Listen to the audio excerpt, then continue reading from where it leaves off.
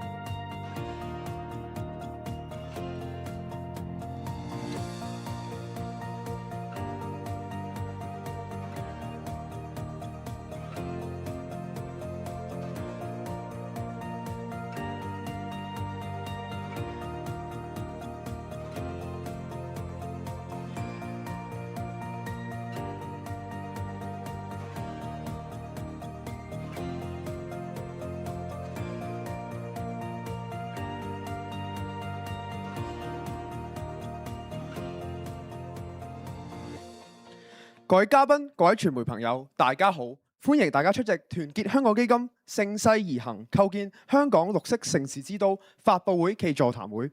我係今日嘅司儀，基金會公共政策研究院研究員梁容剛。綠色盛事係一個高度國際化嘅議題。今日我哋邀請咗來自唔同領域、唔同國籍嘅專家一齊出席，所以今日活動會以廣東話、英文同普通話進行。其中報告發表環節將以廣東話解說。座談環節將以英語進行，而現場亦設有中英文即時傳譯。如有需要，歡迎到登記處領取傳譯耳機。希望大家可以暢通無阻咁交流。Ladies and gentlemen, friends from the media, good afternoon. A warm welcome to you all for attending our Riding the Wave, Transforming Hong Kong into a Green Mega Event Capital Report Launch and Panel Discussion. This is Marcus Leung from the Foundation and your MC for today. As green mega events are a highly international topic, the report presentation will be divided in Cantonese, the panel discussion will be conducted in English, and the closing remarks will be conducted in Putonghua. Simultaneous interpretation in Chinese and English will be provided. Please pick up an interpretation headset at the registration desk if required. Thank you. 喺活動正式開始之前，我哋首先邀請大家一齊影張大合照。請各位望向前方攝影師，保持笑容，俾個 like。另外，今日活動嘅照片，歡迎大家可以喺離開前喺登記處掃描二維碼下載。Before we begin, we would like to invite everyone to take a group photo. Please look towards the camera at the front and give your best smiles. Thank you. Photos from today's event can be downloaded instantly. Please feel free to scan the QR code at the reception desk before you leave. 多謝，唔該晒各位。而家我哋有請以下嘉賓到台前一齊合照。Next, may I invite the following guests to the front to take a group photo. 首先有請團結香港基金總裁李正儀博士 ，Strategic Partner Mr. Jean-Eric Salata, Founder and Owner of Central Cove Group and Chair of EQT Group。策略伙伴 Central Cove Group 家族辦公室創始人及 EQT 集團主席莊佳誠先生，支持伙伴李寧有限公司公司秘書戴嘉莉女士，團結香港基金副總裁兼公共政策研究院執行總監水志偉先生，團結香港基金高級研究經理綠色及可持續發展研究主管蕭日區先生，團結香港基金研究經理何文義女士。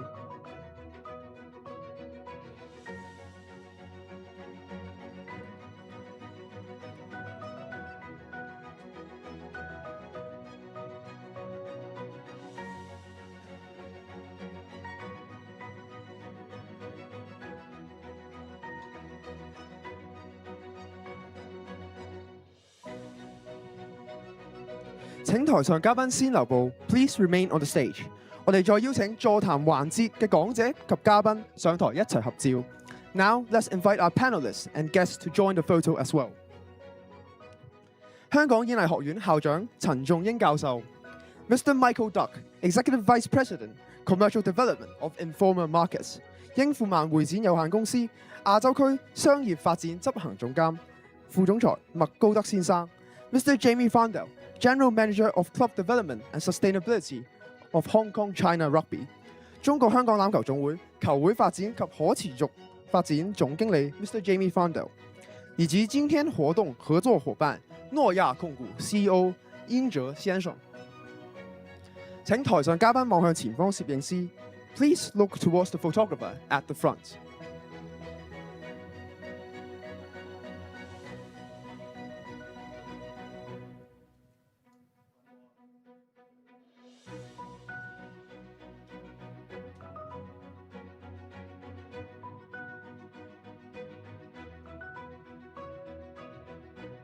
多謝咁多位嘉賓，請回座。Thank you very much, everyone. Please be seated。同時有請團結香港基金總裁李正儀博士留步，為我哋致歡迎詞。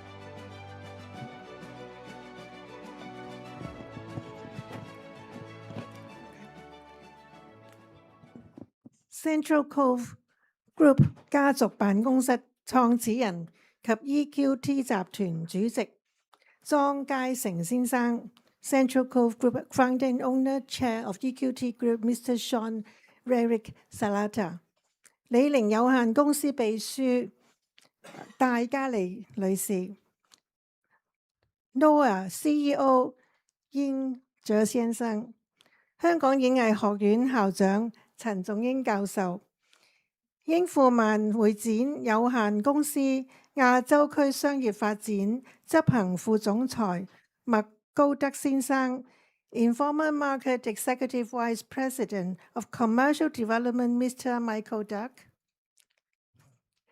香港欖球總會球會發展及可持續發展總經理 Mr. Jamie Fandel。各位嘉賓、各位傳媒嘅朋友，大家好，好歡迎大家出席團結香港基金今日呢個盛世而行，構建香港綠色盛事之都發布會暨座談會。首先，我需要感謝我哋今次研究夥伴。I would like to begin by expressing our sincere gratitude to Central Cove Group, our strategic partner for this research. And at the same time， 我也要感謝香港我們這一次的研究合作項目支持夥伴李寧有限公司及活動合作夥伴方舟集團控股香港有限公司對這份報告的大力支持。近年來，特區政府大力推動盛事經濟，成功舉辦咗好多國際頂級嘅體育、文化藝術同埋商務活動。單單喺2025年，香港嘅盛事活動就吸引咗超過300萬人次到訪，創造咗近100億元嘅呢個消費額，同埋高達57億經濟增加值。呢啲嘅數據充分說明盛事對香港嘅經濟係好重要嘅。不過，當我哋將目光放眼國家以至全球，我哋就會見到唔少國際盛事，例如第15屆全國運動會同埋2024年巴黎嘅奧運會，已經將個焦點由純經濟效益擴展到可持續發展嘅效益。內地城市例如深圳、浙江，佢哋已經推出大型活動低碳營運指南。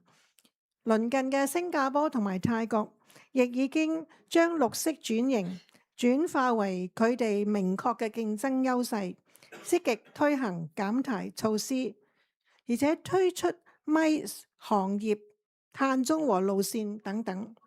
由此可見咧，綠色盛事已經成為咗國際嘅趨勢。香港係絕對有條件喺個綠色賽道上邊領跑。我哋擁有啟德機場、啟德體育園，灣仔嘅會展、亞博等世界級活動嘅場館，配合我哋高度呢個密集嘅城市嘅環境同埋高效嘅公共交通網絡，其實我哋可以大大減低我哋交通嘅碳足跡，係舉辦我哋大型綠色盛事一個嘅天先性嘅優勢。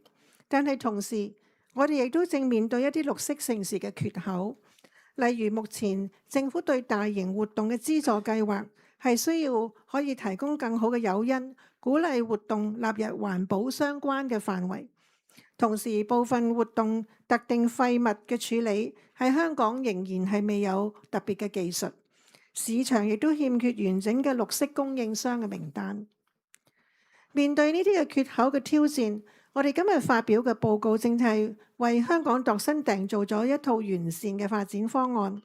我哋從需求、供應、生態圈三大維度出發，提出咗一套全面嘅轉型策略。我哋期望政府起到帶頭作用，帶動公營機構雙方同埋私營機構雙方緊密合作，可以喺短期之內將綠色嘅大型盛事正式納入預計喺下半年推出嘅更新版香港氣候行動藍圖2050。長遠而言，更可推出大型活動減碳路線，通過頂層嘅政策為香港盛事經濟注入綠色新動力。我哋深信經濟效益同埋環保兩者並唔係互相排斥。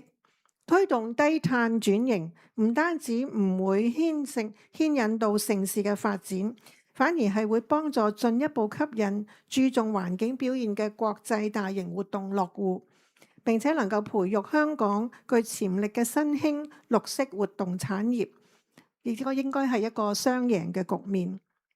喺報告發表之後呢，我哋等間仲會有一個座談會，深入去探討點樣為綠色盛事引入更多嘅資源，同埋了解文化藝術、體育同埋 MICE 活動現階段嘅綠色轉型嘅進程。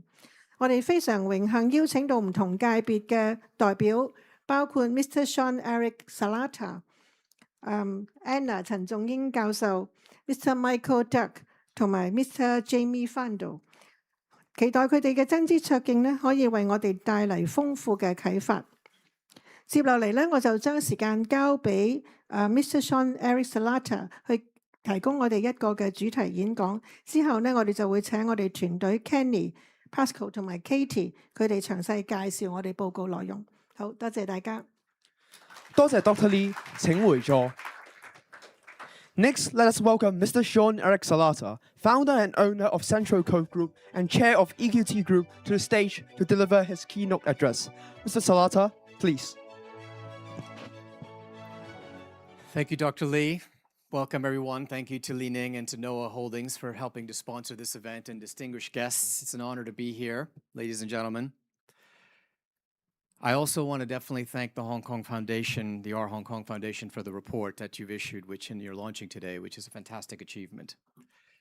I've lived and worked in Hong Kong since 1989, so Hong Kong is my home. It's a place I care deeply about. And the topic today is something that I'm very excited about supporting and very happy to be supporting. The idea of Hong Kong's mega event economy started out as an ambition, but now it's becoming real. We have an amazing new iconic stadium, Kai Tak Stadium, that's hosting world-class events in line with Hong Kong's standing as a leading international financial, cultural, and tourism center. Last year, as Dr. Lee also pointed out, the mega events drew something like 3 million visitors to Hong Kong and added over $6 billion of economic value to the economy. And in the latest budget, the government is committing an additional $2 billion to support these major events and international exhibitions in Hong Kong. The question now is, how do we continue to drive and accelerate mega events in a way that keeps Hong Kong at the international leading edge as a global hub for innovation, for finance, for events, and all while doing it in a sustainable way?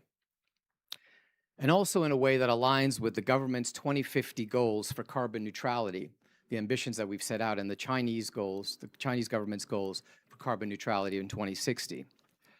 At my firm, both at Central Code but at EQT, the company that I chair, where we manage over $350 billion of assets and own over 300 companies across the world, we've always believed that sustainability and having a positive impact on society is actually good for business.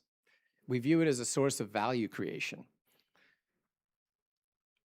All the companies in our portfolio have set carbon reduction targets, and we view it as a way to what we call future-proof our companies while having a positive impact.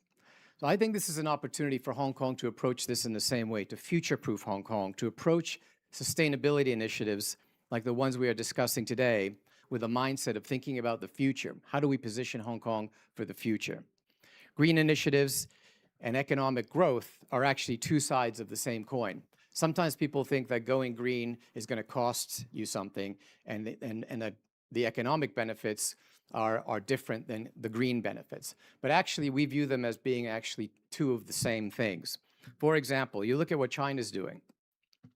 China's focused on the energy transition, renewable energy, decarbonization, electric vehicles, not only because it's good for the environment, but because it's good business, and it's also a source of competitiveness, a source of economic growth, a way to become self-reliant in terms of energy, and it's a very powerful driver of future prosperity. I think we have to think about sustainability with that lens. How do we make it a driver of future prosperity for Hong Kong? We can also look at the Paris Olympics, which Dr. Lee also mentioned. They cut emissions by more than half for the 2024 Olympic Games, and the Games were a huge success. Singapore has introduced similar sustainability roadmaps for their events industry, and their visitor numbers are growing.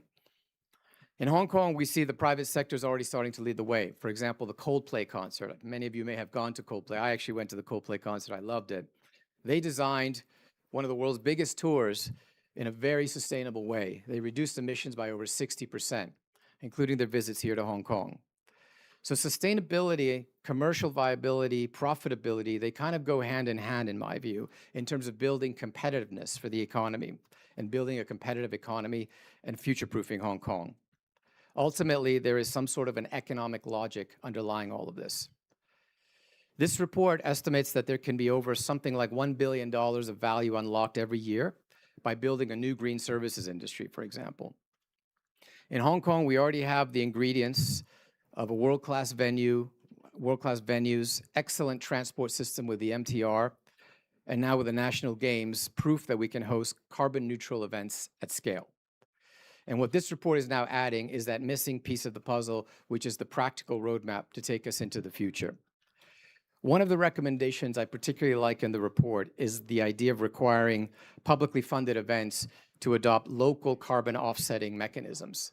This will actually kickstart demand in Hong Kong for carbon credit industry, which is something that carbon pricing is something that's actually very important for driving long-term sustainability. So none of this is going to be automatic. It's going to take policy changes, which I think this report is laying out in a very clear way. And it's going to take organizations that are willing to lead, that are taking the initiative to lead and be thought leaders in this direction. But what I've always loved about Hong Kong, and what I continue to love about Hong Kong, is our ability to continuously adapt, to continuously change to market conditions, to reinvent many times as we have in the past, to always find a better way forward. And so I'm confident that we can do that here too. And so let me just end by commending all the great work that our Hong Kong Foundation is doing for Hong Kong, and thank you for all that you do for Hong Kong. And also I want to commend the team specifically that worked on this report, that authored this report. You've done fantastic work, really done an excellent job. And it's a great first step in creating this roadmap. So thank you, everybody, and I look forward to the conversation. Thank you. Thank you, Mr. Salazar, for a wonderful sharing. Please be seated. 接下嚟係盛勢而行，構建香港綠色盛事之都報告嘅重點講解環節。而家有請研究團隊上台為大家作重點講解。有請基金會副總裁兼公共政策研究院執行總監水志偉先生，基金會高級研究經理綠色及可持續發展主管蕭日區先生，基金會研究經理何文義女士。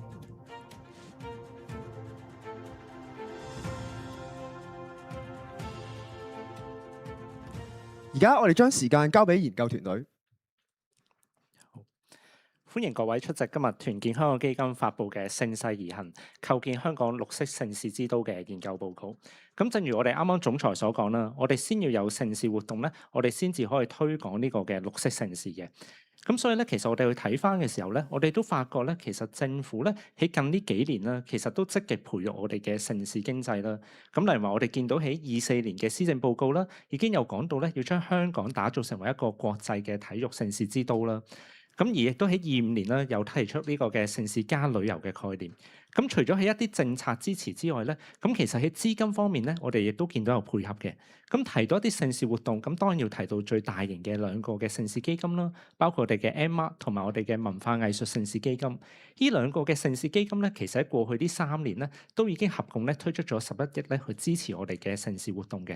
而今年嘅財政預算案啦，我哋都見到政府咧會向旅發局啦再撥款啦，咁希望咧可以吸引多啲旗艦活動同埋大型嘅國際展覽啦嚟到香港。咁到底我哋而家個盛事活動先係做成點樣咧？咁其實睇翻數據啦，咁其實喺過去一年2025年嘅時候咧，香港咧大概有550個嘅大型活動嘅。咁當中 MICE 咧，例如話我哋嘅亞洲金融論壇咧，就係佔咗我哋最多係44%啦。咁而藝術同埋文化活動咧，就佔咗我哋大概1/3。咁相信大家亦都會聽過，例如話 Art Basel 啊、CompassCon 啊等等。咁而上一年我哋舉辦嘅全運會同埋 Rugby7咧，咁其實咧就佔咗我哋體育活動啦，咁就係大概12% 嘅。咁除咗我哋見到個數字方面咧係好好之外啦，咁到底個經濟效益會係點樣咧？咁其實啱啱Mr. Slater 啦，同埋我哋總裁都有提到啦。咁其實咧喺上一年大概盛事活動有240個啦，咁佢為我哋咧吸引咗大概300萬個旅客嘅人次嘅。咁而佢哋咧亦都喺香港咧消費咧接近係講緊100億啦。咁亦都令我哋嘅 GDP 咧可以增長咗57億嘅。咁去到呢一度啦，咁大家已經知道我哋而家個盛事活動嘅狀況。咁但係點解我哋今日嘅題目咧會係想講一個綠色嘅盛事咧？咁其實咧呢一個咧最主要原因係因為我哋見到一個國際趨勢上嘅轉變。因為咧我哋見到咧其實而家無論係文化藝術啦、體育啦，定係 MICE 嘅活動都好啦，其實佢哋嘅主辦方咧都越嚟越講求一個可持續發展嘅活動嘅，即係咧係講緊做活動嘅時候點樣可以將一啲嘅碳排放咧去做到一啲減少。咁例如話，我用體育去作為一個例子啦。咁相信大家而家都成日會留意世界盃啦。咁其實世界盃啊、歐國盃等等咧，其實佢哋咧都越嚟越注重環保，同埋希望一個活動係可以減少碳排放嘅。咁如果我哋去睇翻已經做咗嘅一啲嘅大型嘅體育盛事，好似奧運咁樣啦，我哋見到咧喺巴黎奧運嘅時候咧，其實佢已經比起上1-2屆咧個碳排放咧係減少咗5至到6成嘅。而我哋嘅全運會方面咧，甚至一開始咧已經訂立咗一個碳中和嘅目標。咁除咗喺體育方面啦，就算 MICE 方面都係一樣嘅。我哋見到啦，我哋鄰近嘅一啲嘅經濟體啦，例如好似新加坡咁樣，其實佢已經制定咗 MICE 行業嘅可持續發展嘅路線圖，甚至咧亦都定咗一啲嘅淨零排放嘅目標嘅。咁而喺泰國啦，其實佢都喺近呢幾年咧係做得比較進取多少少嘅。我哋見到咧，佢希望喺2030年之前咧，就希望個會展業咧可以減少大概2萬噸嘅碳排放啦。而且佢哋而家咧都已經可以做到一啲嘅碳足跡嘅計算嘅活動嘅。咁或者大家去到呢個時候咧，會有一個問題就係話其實如果真係設立咗一啲可持續發展嘅要求，或者一啲我哋所講嘅環保嘅要求，咁事實上會唔會阻礙咗一啲嘅活動嚟香港咧？咁又或者大家可能都會覺得盛事活動可能佢都有能力應付得到嘅，咁但係中小型活動應唔應付得到咧？咁呢度咧可以同大家分享翻一個數據，因為其實我哋睇翻好似 MICE 行業咁樣啦，其實 MICE 行業咧大部分咧都係一啲中小型嘅形式嚟嘅。咁我哋睇翻好似新加坡咁，其實新加坡咧佢喺22年嘅12月咧，佢就推出咗嗰個可持續發展嘅路線圖啦。咁但係我哋睇翻佢24年咧，無論係 MICE 嘅數目啊，或者係吸引 MICE 相關嘅旅客嘅數目咧，其實都係一個大幅嘅增長嘅。咁所以咧就證明咗咧，其實可持續發展嘅要求咧，同埋活動增長之間咧，兩者咧其實唔係互相排斥嘅。甚至上咧，如果我哋可以喺可持續發展方面做得好啲嘅時候咧，我哋係有能力可以吸引多少少一啲嘅國際嘅盛事落戶嘅。咁點解咁講咧？其實我哋都可以睇一個文化同藝術相關嘅一個例子啦。咁好似啟德咁樣啦，咁其實咧佢都好成功咧，即係吸引咗一啲國際知名嘅一啲樂隊，例如好似 Coldplay 啊、Blackpink 啊嚟香港去做一啲演唱會。其實我哋而家都見到咧，越嚟越多啲國際嘅藝人啦，或者係樂隊嘅時候咧，其實佢哋係好重視呢個可持續發展嘅。咁例如話好似 Blackpink 咁樣啦，其實佢哋去做演唱會嘅時候咧，佢哋會要求個活動嘅場館咧係要提供到一個量度演唱會嘅碳排放嘅。而甚至佢哋嘅經理人公司啦 YG Entertainment 嘅時候咧，其實佢哋本身已經制定咗一個2040年碳中和嘅目標，亦都發布咗咧2030年一個可持續演唱會嘅路線圖嘅。佢哋會希望咧嚟緊佢哋旗下所有嘅藝人啦，無論喺韓國定喺海外做嘅演唱會都好啦，都係需要咧跟翻呢個可持續演唱會嘅框架啦，包括咧個場館咧係要量度到一個演唱會嘅碳排放嘅。而好似 Coldplay 咁樣啦，咁其實佢去做一個嘅演唱會嘅時候咧，佢都要求個場館咧係要用比較多嘅一啲環保嘅概念啦，例如話用一啲可再生能源啦。安裝一啲嘅儲能嘅地板啦，或者係手環回收啦。咁所以如果佢睇到咧，因為啟德咧，其實我哋設計嘅時候本身都已經係比較注重環保理念啦，亦都做到一啲嘅我哋叫做量度嘅碳排放啦。如果咧我哋有啲嘅香港啲場館係做唔到呢方面嘅時候咧，其實反而咧有機會係令到呢一啲嘅樂隊咧，佢會去咗其他地方嘅。咁事實上咧，所以如果我哋再喺呢方面做得好少少嘅時候咧，我哋甚至咧可以吸引一啲而家暫時未落戶香港，但係我哋都見到咧，其實好多歌手樂隊咧，其實都好重視呢方面嘅。咁舉個例子啦，好似英國樂隊 Massive Attack 咁樣啦。咁其實佢都曾經因為個環保嘅原因咧，拒絕喺上一年咧拒絕咗一個美國音樂節嘅邀請啦。咁事實上，我覺得我哋香港咧係可以喺呢方面做多啲嘅時候咧，去吸引呢一啲嘅樂隊落戶嘅。咁呢啲例子咧就話俾大家聽咧，其實綠色盛事咧並唔會阻礙咧盛事活動嘅發展嘅，甚至咧佢係可以令到我哋保持個競爭力。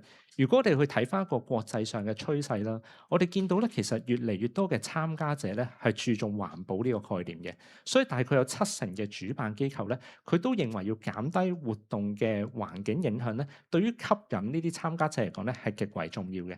咁所以如果我哋喺呢方面做得好嘅時候咧，其實我哋係可以吸引更加多嘅大型活動嘅，唔係單單話演唱會嘅。我哋見到一啲 expo 啊，或者一啲體育活動，例如好似 Formula E 咁樣啦，其實佢哋而家咧都好講求一個嘅綠色環保嘅概念嘅。咁所以咧，其實我哋團體咧亦都去做過一啲嘅估算啦。咁當然我哋知道啦，一啲嘅盛事活動當然係好視乎嗰時個經濟狀況。咁所以咧，我哋都去嘗試去做咗3個唔同嘅情景啦。咁發覺咧，其實我哋可以做到吸引啲新嘅活動嘅時候咧，大概會為香港咧帶嚟3.7億至到10.5億嘅一個 GDP 嘅增長嘅位置。咁就算我哋去計翻我哋個基準預測啦，即係我哋個 base case scenario 啦，都有大概7億左右嘅。咁除咗吸引到呢啲新嘅活動之外啦，事實上咧，一啲綠色嘅活動咧，亦都可以培育我哋新興嘅綠色產業嘅。因為例如話，我哋見到一啲綠色活動嘅商品啦，而家越嚟越多人想要一啲低碳活動嘅紀念品啦，又或者啱啱所提到啦，咁其實如果佢哋想要一啲綠色能源嘅時候，咁一啲相關嘅綠色能源管理嘅服務嘅公司啦，又或者做一啲碳核算啊、循環展位啊等等嘅公司嘅時候咧，其實呢啲綠色產業咧都可以為香港咧帶嚟1.2億至到4.8億嘅一個 GDP 嘅增長嘅。咁就算我哋去計翻我哋個基準預測咧，即係我哋個 base case 咧都有2.7億嘅。我哋去做啲估算嘅時候咧，其實全部都有參考過一啲國際嘅機構啦、大型嘅國際平台啦，同埋真實嘅一啲綠色活動嘅實際嘅數據去做嘅。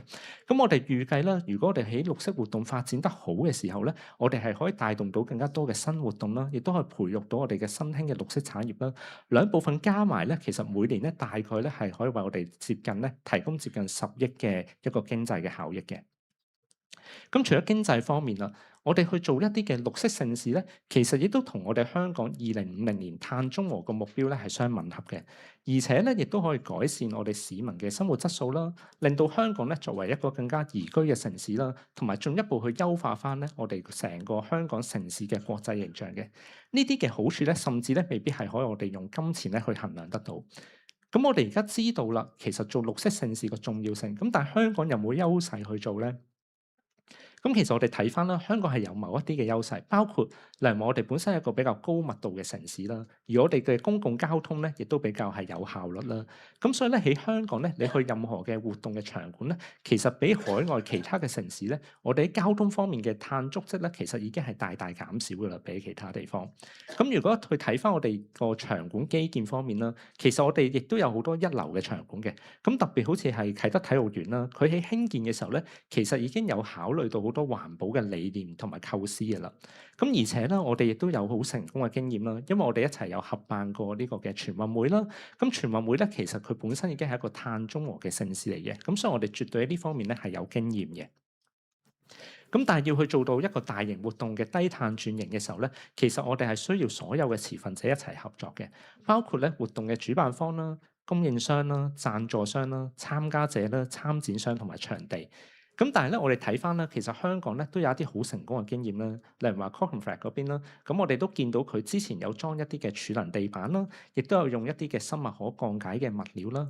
咁而喺啟德個場館啦，佢本身咧已經有用到一啲大型廢物嘅分解系統噶啦，可以將啲廢物咧直接轉為一啲嘅肥料啦，亦都有用一啲 AI 嘅數據平台咧，會因應翻你個人流同埋天氣嘅狀況咧，佢自動去調節佢個照明同埋空調咧去慳電嘅。咁但係如果要去做到呢個大型活動嘅低碳轉型咧，其實我哋係需要所有嘅機構一齊同心協力啦，同埋係需要時間一齊慢慢去適應。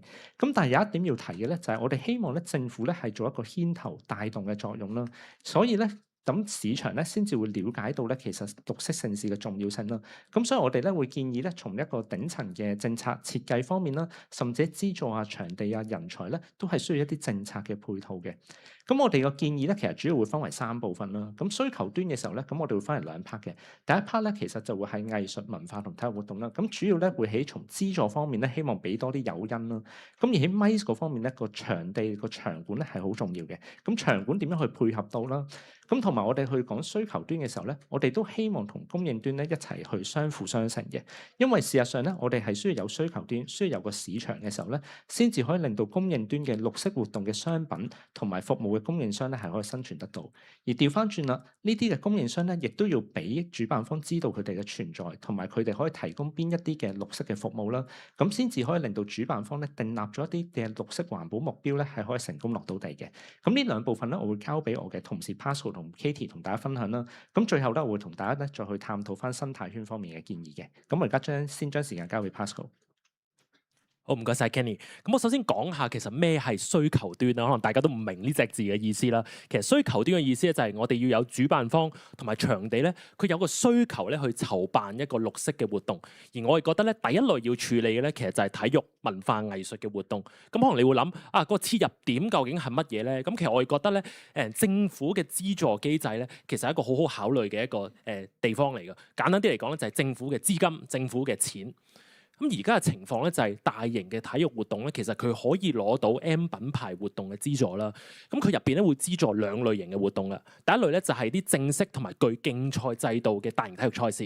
咁可能你都見過啦，啲國際嘅巡迴賽，佢其中一站咧可能喺香港舉行嘅，例如就係國際七人欖球賽。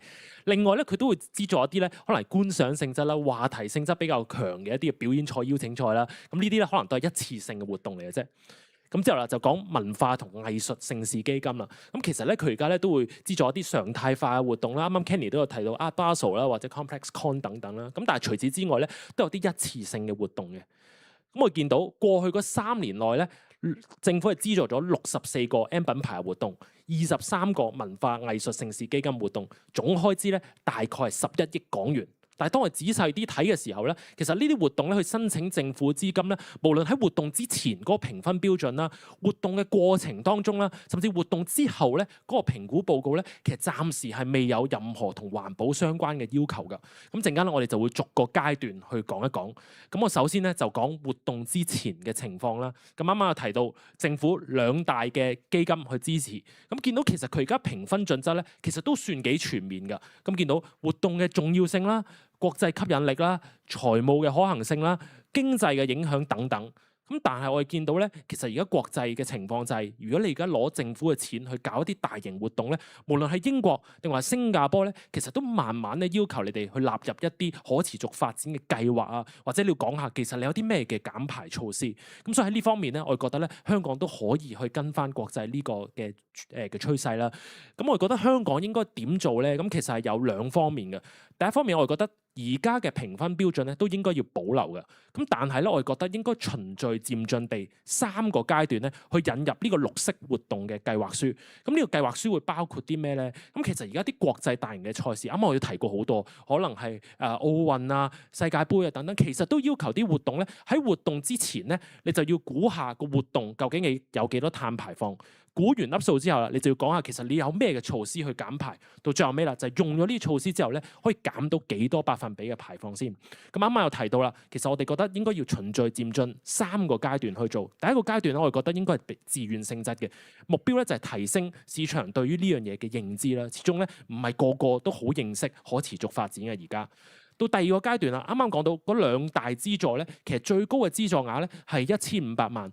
未來咧，我覺得如果提交咗呢份計劃書嘅話咧，其實政府咧係可以額外咧俾多100萬佢哋嘅。咁呢個當然係一個對於主辦方嘅財務嘅誘因嘅一個支持啦。但另一方面，好實際地咧，我哋都見到其實做呢啲減碳措施咧，確實係會帶嚟額外嘅開支。咁所以我哋覺得咧，政府都應該支持咧業界去做呢個轉型嘅。咁去到第3個階段啊，我都視乎第2階段嘅實施情況咧，都覺得呢個綠色活動計劃書咧係可以強制咁去做嘅。咁而家啱啱講咗活動之前啦，咁就講下活動期間其實個減排情況係點。咁香港大型活動咧，其實都有啲減排措施嘅，不過我見到咧，其實就比較零散啲。做得比較好嘅場館，例如啟德體育園啦，其實啱啱 Kenny 都有提到有個廢物分解系統啦，會將啲廚餘啊、紙杯紙碟啊降解到去肥料。咁但係咧，你會見到唔係好多嘅場館都做緊呢啲嘢㗎，可能佢都用緊啲傳統嘅3色回收箱嘅啫。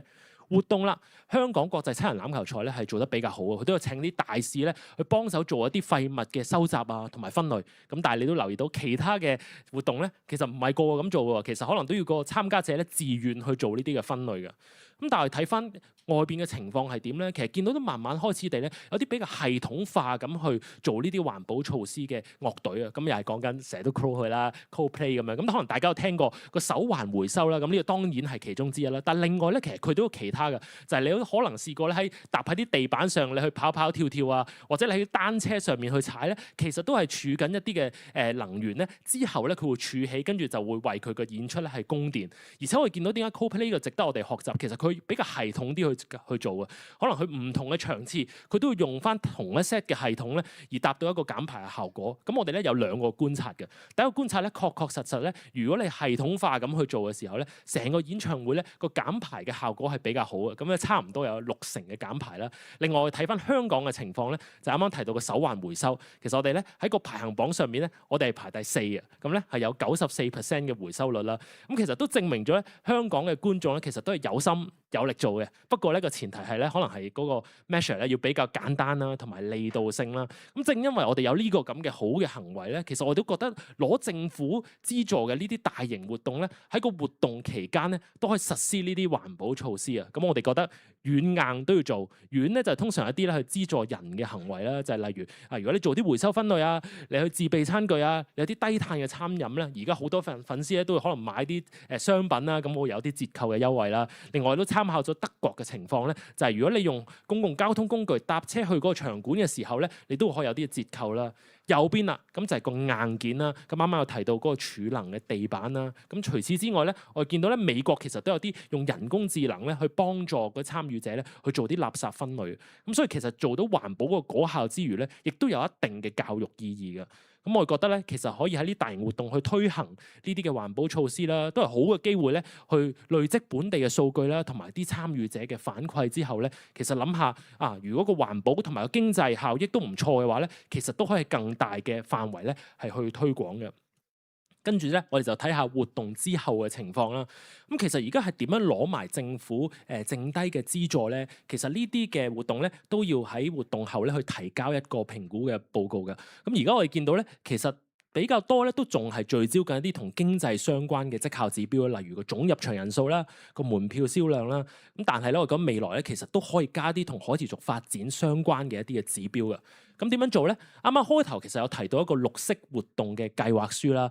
咁我覺得喺活動之前，你就要估下個活動有幾多碳排放啦。咁而家啦，活動之後啦，其實你就要核算翻個活動咧，實際係有幾多嘅排放。咁啱啱我都提到啦，你要講一啲嘅減排嘅措施啦。咁講下其實個落實嘅情況係點咧？落實咗之後，你嗰啲用電量啊、用水量啊、回收率究竟有冇好到先？其實都可以喺咧呢個賽後嘅評估報告嗰度咧去 address 嘅。咁之後咧就係知道咗個活動嘅碳排放啦。咁啱啱Mr. Salata 都好好啦，有提到佢好中意嘅建議咧，就係呢個即係 core climate。咁我哋覺得都係嘅，其實好緊要。而家個情況就係咧，我哋絕對需要多啲嘅活動咧，其實去令到個自願碳市場嘅交易咧係更加多。而我哋覺得咧，如果有大型盛事去做呢個碳抵消咧，其實會幫到個市場嘅發展嘅。碳抵消如果有啲朋友唔知咩意思咧，就係原先個活動咧佢唔係碳中和嘅，但係我透過買呢啲碳嘅抵消，我哋叫 carbon credits 咧，令到咧嗰個活動咧可以做到 net zero 正零嘅一個效果。咁如果唔用香港嘅自願碳市場咧，另外一個方法咧，其實我哋都有團隊有睇到2024歐洲國家杯嘅例子啦。咁嗰陣時其實就成立咗一個類似嘅氣候盛事基金。咁嗰陣時 UEFA 咧就定咗每噸間碳嘅價格咧就係25歐元。咁佢都參考咗附近嘅碳市場嘅價錢啦。咁咧嗰個活動嘅主辦方咧就要相應又就住個活動咧有幾多嘅碳排放咧，就撥翻資金咧落去呢個氣候基金嗰度。咁我覺得咧，其實香港都係有類似嘅做法嘅。咁因為我哋附近都好多嘅碳市場啦，內地有啦，香港都有啦。咁其實活動主辦方咧都可以按住個活動嘅碳排放咧撥翻錢入呢個基金入邊。最後尾咧更加可以咧專款專用咧，我哋去肯定咧呢啲資金咧係用翻係資助本地嘅綠色活動嘅發展嘅。咁啱啱講咗即係體育、文化、藝術究竟點樣去減排啦？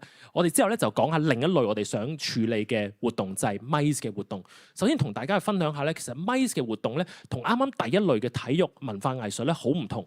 第一類你見到咧，我哋個切入點個政策嘅槓桿咧係政府嘅資金，因為我哋留意到咧，其實政府係有錢資助呢啲大型嘅體育啊、文化藝術活動，但係咧其實呢啲活動咧佢嘅場館咧係十分之分散嘅。咁但係調翻轉咧 ，MICE 其實係180度調轉嘅。咁佢嘅情況就係其實政府呢刻咧，我哋研究團隊發現咧，佢唔係有好多嘅政府嘅資金去資助呢大型 MICE 嘅活動，但係咧呢啲活動咧係高度集中喺啲場館入邊。仲要咧係集中喺咧政府嘅場館入邊，咁例如就係香港會議展覽中心啦，咁其實係政府同貿發局共同去持有啦，亞博啦都係機管局去全資去擁有啦，咁都係政府轄下嘅物業啦。所以我哋研究團隊就覺得咧，今次就唔係錢啦，場館咧反而係一個好好嘅切入點，而且仲有一個好處就係咧，場館頂層去做嘅時候咧，反而咧我哋係唔需要咧向逐個嘅event 嘅主辦方啦，或者參展商去做咧，已經可以做到一個帶動成個 MICE 去做綠色轉型嘅效果。咁啱啱我講到，其實應該係頂層場館去做啦。咁點樣去做咧？我哋覺得嗰個管理合約咧，其實係一個好好嘅切入點嚟㗎。啱啱提到兩大場館，會議展覽中心同埋亞博咧，都係政府全資擁有啦。咁但係其實佢場館業主旗下咧，佢會委託一間管理公司咧去管理個場嘅。而我哋留意到咧，其實都會同呢間管理公司咧去簽一個比較長年期嘅合約嘅，有啲可能係10年啦，甚至有啲去到好似會展嘅 case 咧係40年。咁你會問點解我哋無端講呢個建議咧？其實就係我哋見到一個好好嘅切入點啦。我哋研究團隊留意到咧，其實呢兩張嘅合約咧都係一個短或者中期度咧去到期。會展嗰張咧2028年到期，亞博嗰張咧係2031年到期。咁所以其實都係一個好好嘅契機咧。政府我哋相信咧10年前、40年前咧，綠色同可持續發展咧未必係一個主流嘅一樣嘢。咁到而家再簽新合約嘅時候咧，我哋都覺得政府其實係一個好好嘅時間咧，去引入一個綠色嘅營運條款。咁可能就係包括一啲環境績效嘅指標，可能係要求個場館去做啲減碳啊、增加回收率嘅一啲嘅措施。當然啦，都可以要求咧個營運商咧定期去交啲報告，去講下個進展嘅情況係點。咁啱啱講咗頂層點樣去管理個場館啦，之後真係跳落去 MICE 嘅活動入邊啦。咁咧，我哋要知道點樣去減排咧。首先我哋知道啲碳排放係點樣嚟先嘅。咁我哋參考咗歐洲嘅一份報告啦。咁佢有講 MICE 嘅活動嘅碳排放。咁佢呢度咧係撇除咗個參加者同埋工作人員個交通安排啦。咁我哋覺得有個好處嘅。剩低嘅咧就係場館咧係真係可以直接控制嘅碳排放嚟嘅。咁我見到其實比較多嘅碳排放咧都係嚟自嗰個展位嘅搭建啦，有64% 啦，用電18% 啦，個餐飲咧就16%。咁我哋首先處理最大嘅個展位搭建64% 啦。咁其實香港一個問題咧就係都幾有一個剪完即棄嘅文化。個原因咧就係、其實我哋留意到咧，香港搭建展位嘅成本咧，通常都比美國啊、歐洲係平嘅。咁所以好多嘅參展商咧，都更加會想用一啲為咗靚啦，咁佢就會用一啲定製嘅設計咧，就變咗咧其實好多嘅物料咧都唔可以回收嘅。咁我見到嘅情況就係個展期就可能係短短幾日，咁但係你對環境嘅影響咧就延長好幾年咁樣啦。咁所以我哋覺得呢度咧有個建議咧，都係話如果有啲參展商佢真係願意去用一啲可重用嘅展位咧，我哋都覺得場地咧其實可以俾一啲嘅租金嘅折扣嘅。咁喺呢度咧同大家介紹一個 Better Stance 嘅 framework 啦。咁其實佢就係用咗10個嘅向度咧去決定究竟嗰個展位咧有幾可重用嘅。咁可能係佢嘅結構啦、佢嘅燈光啦、佢個牆身係點啦。咁佢會分咗金、銀、銅級嘅。咁而呢個框架咧，其實已經被國際去認可啦。咁有你見下面有場館啦，有主辦方啦。但係我覺得更加緊要咧，其實香港嘅行業組織就係香港嘅展覽會議業協會咧，其實已經認可咗呢個框架。咁我哋咧有認真睇過嘅，咁入邊咧有103個會員，入邊咧都有啲嘅場地，而且咧包括你今日想講嘅會展同埋亞博嘅。咁所以我哋都希望咧會展同亞博咧真係可以用呢套框架。而我覺得一個可以去推廣呢個框架嘅方法咧，就係為咗啲參展商咧，佢哋去提供啲場地嘅折扣啦。咁我哋呢度舉個例嘅啫，即係嚟金級可能有15% 嘅折扣嘅，銀級10%，銅級咧有5%。咁我覺得呢個對於個參展商嚟講係一個好好嘅誘因，去用呢啲可重用展位之餘咧，其實我覺得咧嗰個嘅場地咧都有好處嘅。咁我哋睇翻如果內地浙江省嘅例子咧，佢喺2019年有類似咁嘅政策推出咗之後咧，下一年咧其實佢 MICE 嘅廢物咧係減咗2000噸嘅。咁所以我哋覺得即係場地如果推廣呢套嘅政策嘅時候咧，其實對於佢自己嘅營運開支，例如處理垃圾嘅開支咧，其實咧都可以去減低嘅。咁接住落嚟，我哋繼續拆解唔同嘅碳排放啦。我哋見到下一部分呢係嚟自於用電嘅碳排放，就佔整體18% 左右。咁其實我哋睇翻全球啦，隨住企業對 ESG 嘅要求越嚟越高啦，無論係活動嘅主辦方定係參展商呢，其實都日益需要呢個範圍1、2、3嘅數據作披露之用。咁範圍1、2、3係咩呢？其實就係企業自身直接嘅碳排放啦，或者一啲間接上下游嘅碳排放。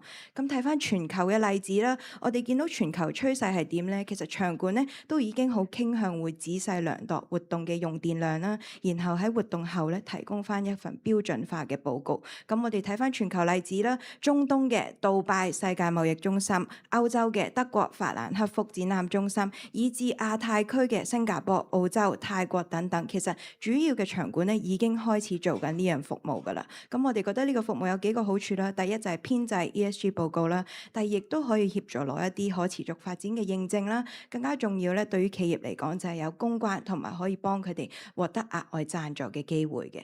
咁香港如果要符合呢個趨勢，我哋究竟應該點做呢？其實我哋認為場地應該準確以及全面咁樣量度活動嘅用電量。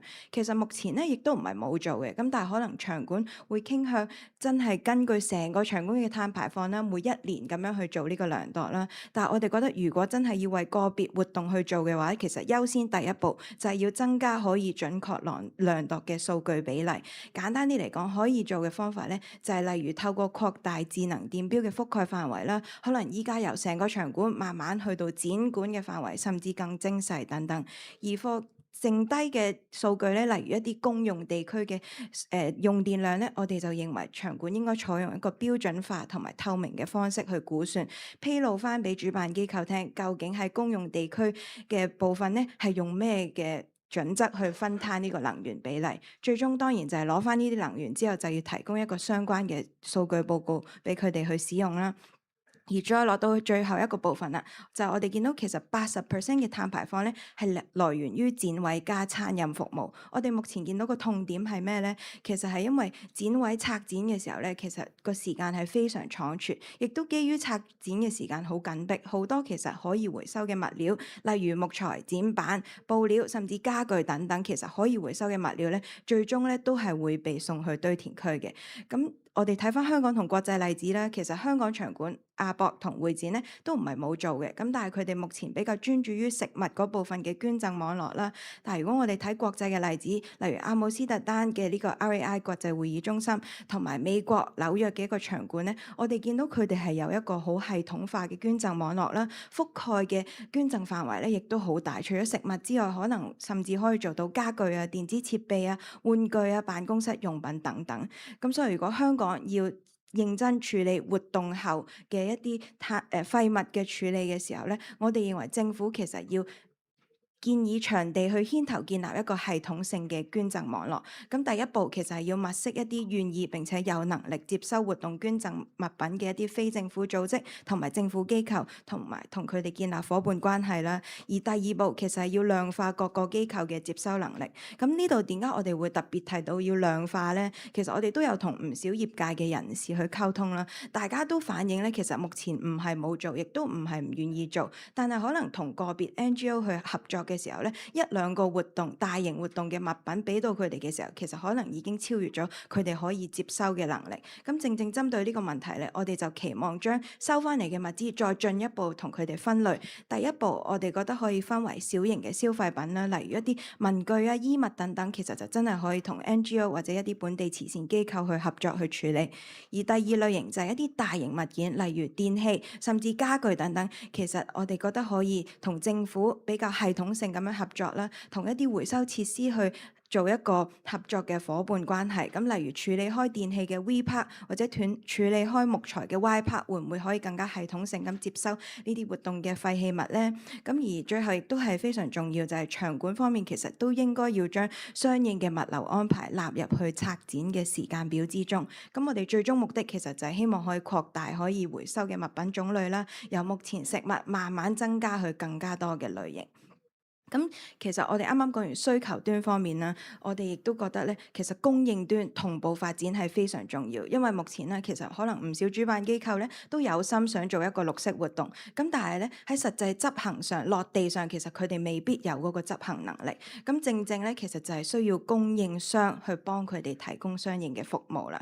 咁我哋目前揾到兩個問題，我哋覺得應該解決嘅。第一個咧就係我哋確實覺得主辦方咧目前係比較難去識別一啲本地可靠嘅綠色供應商嘅。咁呢個原因又源於幾個方面啦。第一就係因為其實綠色咧都真係仲欠缺一個標準嘅。第二亦都就係因為欠缺呢個標準，導致有一定嘅漂綠風險。而第三，可能有一啲公司咧，佢可能係真係提供開一啲環保嘅商品同服務啦，但係佢哋未必有為過一個活動提供相關嘅服務。咁正正就係欠缺咗一啲活動記錄嘅時候咧，其實活動主辦方咧有可能都會因為冇記錄而卻步。咁我哋睇過啦，其實回收基金同香港物質保證局咧曾經係推出過一個綠色活動聯盟嘅網頁，上面咧就記錄咗唔同嘅綠色活動主辦機構啦，同埋回收業嘅一啲服務同埋產品供應商。咁但係呢個網頁呢個計劃24年嘅時候已經結束咗啦。另外一個咧就係由於佢當時係受回收基金資助啦，其實佢覆蓋嘅範圍咧就只係回收業嘅一啲產品同服務嘅啫。咁所以我哋認為環保署其實可以牽頭建立一個新嘅政府認可嘅綠色供應商名單。咁其實第一步咧係應該委派一啲可信嘅機構，例如香港品質保證局去做一個中間人去驗證，去睇返究竟相應嘅服務或者產品究竟係咪真係綠色。而第二步啦，啱啱亦都提過，之前嘅供應商名單咧，只係覆蓋回收業嘅啫。我哋亦都覺得慢慢可以由過去只係覆蓋回收業，慢慢擴展至更多綠色活動需要嘅一啲服務同商品，例如可重用展位啦、低碳紀念品啦、碳核算啦，甚至係環保服務認證等等嘅商品同服務。咁而提供咗名單固然係好啦，我哋下一步覺得要解決咧就係個成本問題。我哋參考咗國際報告啦，發現使用綠色嘅商品咧，其實確實係會比常規嘅商品同服務貴，一般咧會有一個綠色日價，我哋叫佢 Green Premium 咧，就介乎16%到40%左右嘅。咁為咗解決呢個額外成本嘅問題咧，我哋認為環保署咧亦都可以重推綠色電子代用券呢個計劃。咁代用券咧其實係曾經喺2020年嘅時候喺一個HKQA 受回收基金資助嘅計劃底下推出啦，當時就係期望鼓勵活動主辦機構可以採購一啲回收業嘅商品同服務啦，每個活動咧最高可以獲得10萬蚊嘅資助。咁為咗普及我哋呢個綠色供應商名單嘅使用啦，我哋期望政府可以重新推出呢個綠色電子代用券1至2年啦，資助一啲願意從供應商名單入面直接採購綠色服務同商品嘅主辦方咧，直接去獲得資助嘅。咁一方面其實係希望可以幫佢哋抵消佢哋嘅綠色日價啦，第二方面咧亦都希望可以加速呢個名單嘅普及應用嘅。咁而相信啱啱大家都聽到，其實我提到幾次啦，綠色嘅定義咧，其實喺唔同嘅範疇入面咧，目前都比較欠缺嘅。咁正因為咁咧，我哋見到其實唔同嘅範疇，例如綠色建築或者一啲可持續嘅農業產品，其實都推出得越嚟越多綠色嘅標準同認證。咁活動亦都同樣，我哋見到活動咧，其實都會攞相應嘅綠色認證。咁一啲比較全球大型嘅盛事咧，例如奧運會啊、世界盃等等咧，其實佢哋一般會用一個國際標準係 ISO 20121啦。咁但係佢處理時間比較長，成本亦都比較高。針對翻香港本地大中小型嘅活動咧，其實我哋覺得都可以有一套度身訂造嘅香港標準或者認證。咁其實坊間咧，我哋見到目前已經有一啲機構喺度做緊㗎啦，例如香港物質保證局啦，例如綠色地球等等咧，其實都有。咁其實佢哋嘅處理時間會比較快啦，成本咧亦都會比較低。咁正係因為咁，我哋建議政府咧應該檢視現行市面上有嘅一啲認證啦，然後認可咗，揀一啲比較好嘅、全面嘅、可信嘅去認可咗佢哋。第二步咧就係資助呢啲受認可嘅認證嘅申請同埋後續費用。咁我哋亦都期望咧呢一個認證可以做到一個好似 Q 嘜咁嘅品質保證嘅效果啦。長遠嚟講咧就係有咗呢個 logo， 其實就等於你個活動係真係夠綠色、夠環保。咁亦都希望可以從而透過呢個自願性獲得嘅認證咧，協助主辦機構去提升佢哋嘅公關形象啦，同埋品牌嘅辨識度。而啱啱講完第一個問題咧，我哋覺得第二個問題要解決咧，就係目前活動業界咧確實仲係缺乏一啲應該要有嘅商品同埋服務，行業需要，但係個市場上咧就未必有。咁我哋見到比較大嘅問題，目前係落喺個活動行業嘅廢物處理方面。咁相信大家如果聽開處理廢物嘅時候咧，一般都會聽到3R 呢個 concept， 咁就係 reduce、reuse 同 recycle。咁喺 reduce 方面咧，其實我哋期望需求端啱啱所提到嘅一啲措施，例如我哋建議6所提到提供場地嘅租金嘅補助，去鼓勵用一啲可重用嘅展位。我哋期望呢一類型嘅措施咧，可以直接協助減少廢物啦。而喺重用方面，我哋見到個問題在於目前儲存空間不足，亦都即係話咧，即使係一啲恆常舉辦嘅活動啦，可能係書展呢啲每一年都會舉行嘅，甚至有啲活動係每個季度都會舉行嘅。其實佢哋有好多物品咧係可以重用嘅，但係目前咧礙於冇足夠嘅儲存空間咧，其實佢哋只可以喺每次活動完結之後咧就抌咗佢，下一次活動嘅時候咧就重新再做過。咁針對呢個問題，我哋覺得政府可以喺2方面去着手啦。第一咧就係可以喺工業區或者一啲新發展區，例如將軍澳工業村或者北都嗰度撥用一啲專用區域去支持興建綠色活動倉庫。咁點解我哋會提出呢個建議咧？其實我哋亦都係參考咗貿發局目前嘅模式。其實佢哋喺將軍澳工業村咧係有一個儲存可重用展位嘅倉儲嘅。咁我哋覺得其實個應用率都非常高啦，但係目前只係限於俾佢哋嘅機構使用啦。其實未來咧亦都希望可以擴展到更加多嘅場館，甚至主辦機構都有。咁亦都係因為咁，我哋有咗第二個建議，就係為有意購買或者租用活動物資倉儲場地嘅主辦方咧，去提供一個相應嘅資助。咁其實呢個亦都係我哋同業界嘅人士溝通過啦。目前咧其實有一部分嘅主辦機構咧喺大灣區嘅城市咧會設有自己嘅倉儲嘅。咁但係佢哋都有反映啦，其實相關嘅物流碳排放啦，同埋物流嘅時間咧，絕對係比本地去做係多嘅。咁其實佢哋都有表示有呢方面嘅意欲啦。咁而最後啦，就去到回收方面，我哋見到咧，目前確實針對一啲活動特定嘅廢物，例如裝飾木材或者地氈等等咧，確實行業咧仲係欠缺相應嘅處理設施或者技術嘅。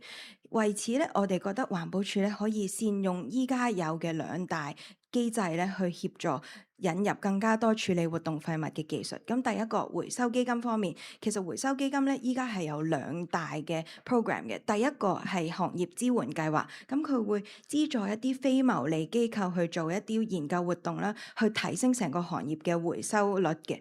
咁此前咧，其實佢哋設立過一個廚餘廢物嘅特約主題啦，目前咧已經停咗㗎啦。咁未來我哋建議政府會唔會可以設立一個新嘅活動廢物主題，去資助一啲非牟利機構去做相關嘅研究咧？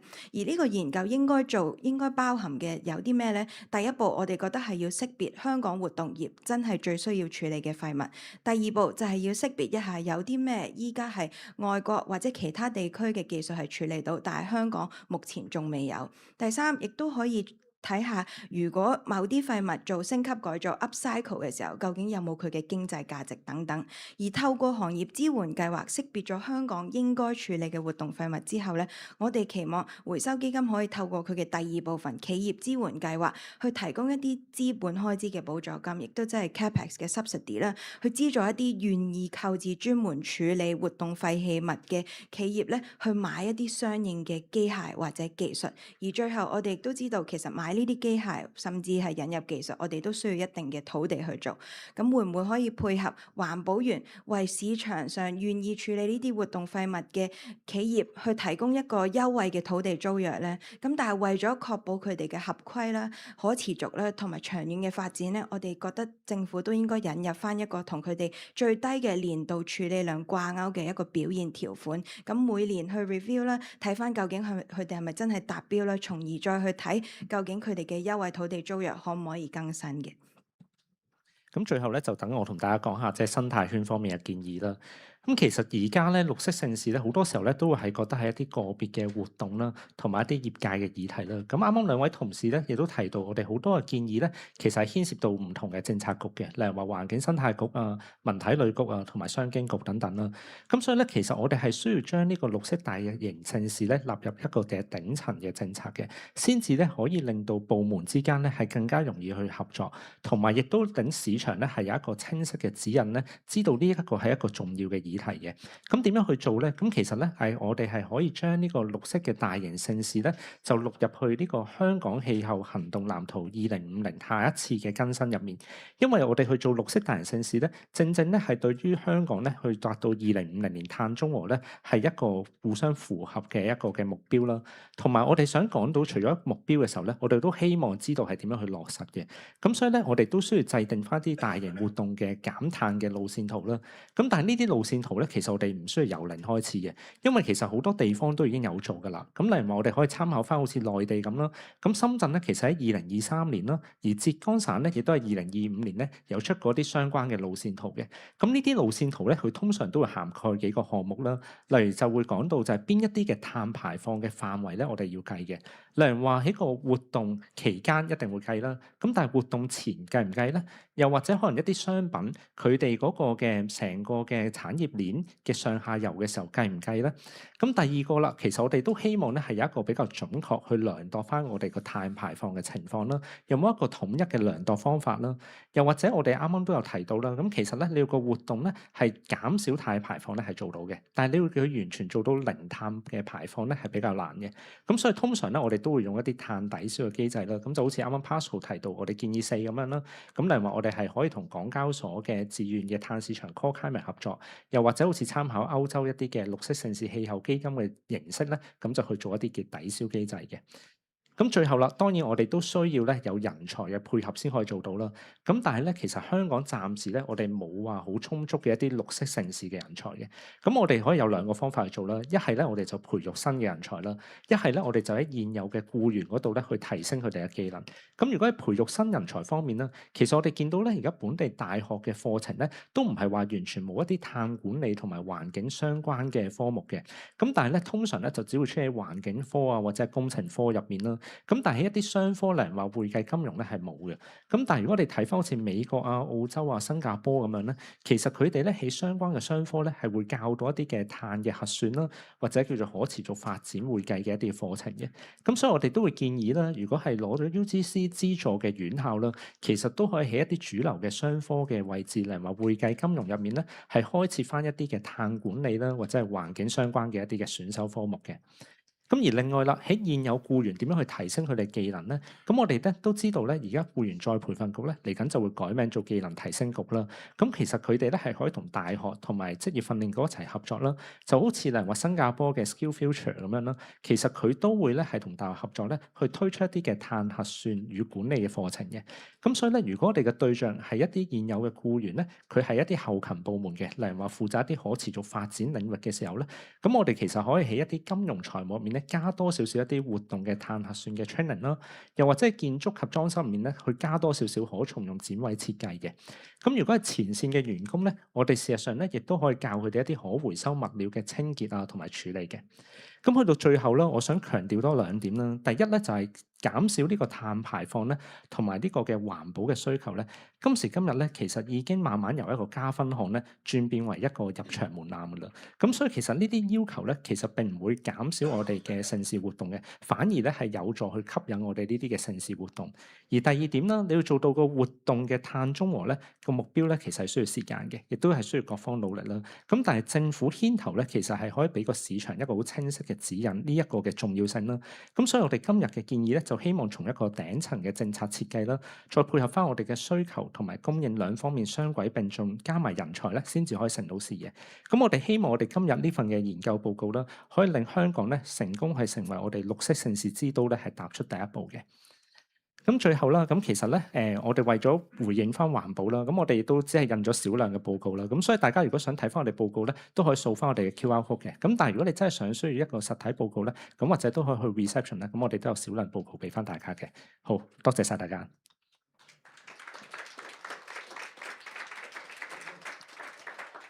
接落嚟進入媒體問答環節，歡迎在座媒體朋友就剛才嘅報告內容提問。請舉手示意，會由工作人員先遞上咪。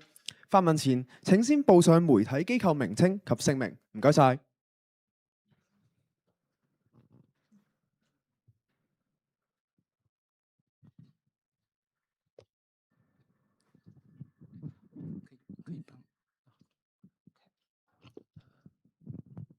你好，是香港中通社的。然后我想问的是，前面有提到那个绿色溢价，然后你们这边的报告有提的措施是想请政府多发行那个替代券来进行资助。那但是这样的资助可能并不能完全覆盖绿色溢价所带来的全部成本。那在以后从长期的角度来看，如何让这个溢价是不是要转嫁到消费者的头上？谢谢。谢谢你的问题。那可能我先回答，然后我的同事再来补充吧。是的，如果呢是用一些绿色的产品的时候呢，那它当然会有那个日价的那个情况。那我们报告里面呢，也就是看过，就是大概可能是10几到40个百分点左右吧，那个费用。但是呢，其实就好像我刚才所说，如果我们要去做这个绿色盛事的时候呢，其实是需要每一个部分一起去合作的。那所以呢，第一，政府的部分呢，就当然可以，你刚才提到，我们有些建议，就是有一些政府的资助，可以让他们去找一些的机构，让他们去用一些比较绿色的一些material。但是呢，另一方面呢，其实我还想强调几点，就是第一，如果整个市场比较大的时候呢，其实那些绿色的产品呢，它的价格呢其实是会下降的。那所以呢，只有长期在做下去的时候呢，那其实呢那个价钱方面呢就会慢慢的减低。那第二呢，就是呢，其实如果那些活动去用一些绿色的一些产品，或者是用一些可以回收的一些譬如说一些展会等等的时候呢，那其实呢是对于整个那个机构来说呢，其实是可以节省一点的金钱的。那譬如举个例子，如果你去用一些可以减少那个电力的时候呢，你可以减少一些电费吧。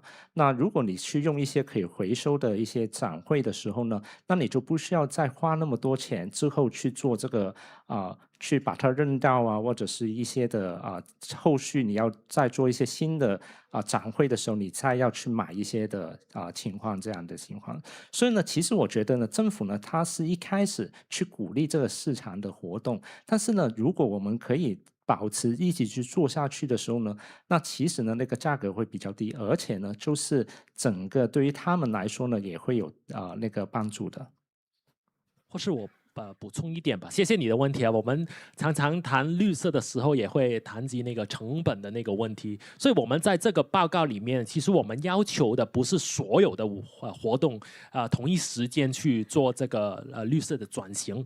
我们特别的先说，就是那些大型的活动，就是政府自助的活动，或是大型的MICE 的活动。但是 MICE 的话，其实也是场馆去做吧，就是场馆也是在顶层去做。其实下面的那些主办方啊，或是那些展览的商啊，其实他们也就是享受这个过程吧。所以我们在报告里面去谈的就是那些拿政府自助的，他们先去做。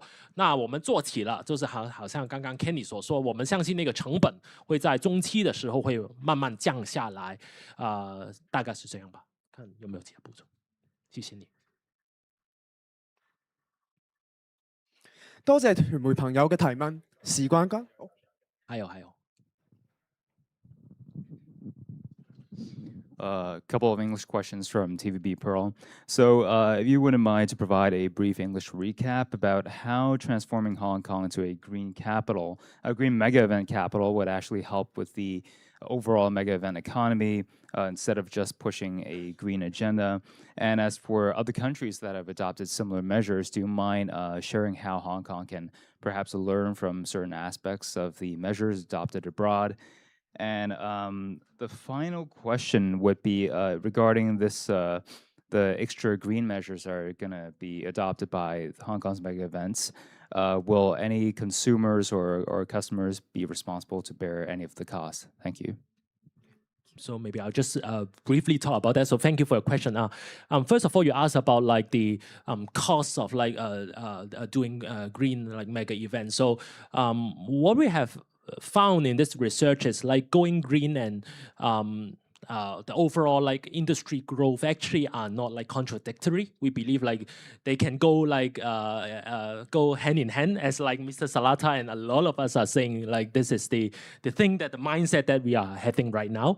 And also we try to estimate the number, like going green, what value of like gross value added would actually be brought to Hong Kong. And we try to arrive at that two number, like having like two components. So that number comprise like two components. The first is like we believe going green actually would help like retain some existing events such as like Coldplay and also Blackpink that we talk to, like the Kai-Tech revenue, that they are really like demanding the venue to go green. They are asking for like electricity consumption numbers, and even we know that like they will be asking for more data, maybe even at the like participant level number. So I think like going green actually would help us to retain, and at the same time also like attract like new like events that we also showcase, like some events like Formula E. They are already like having all electric like racing cars, and also like some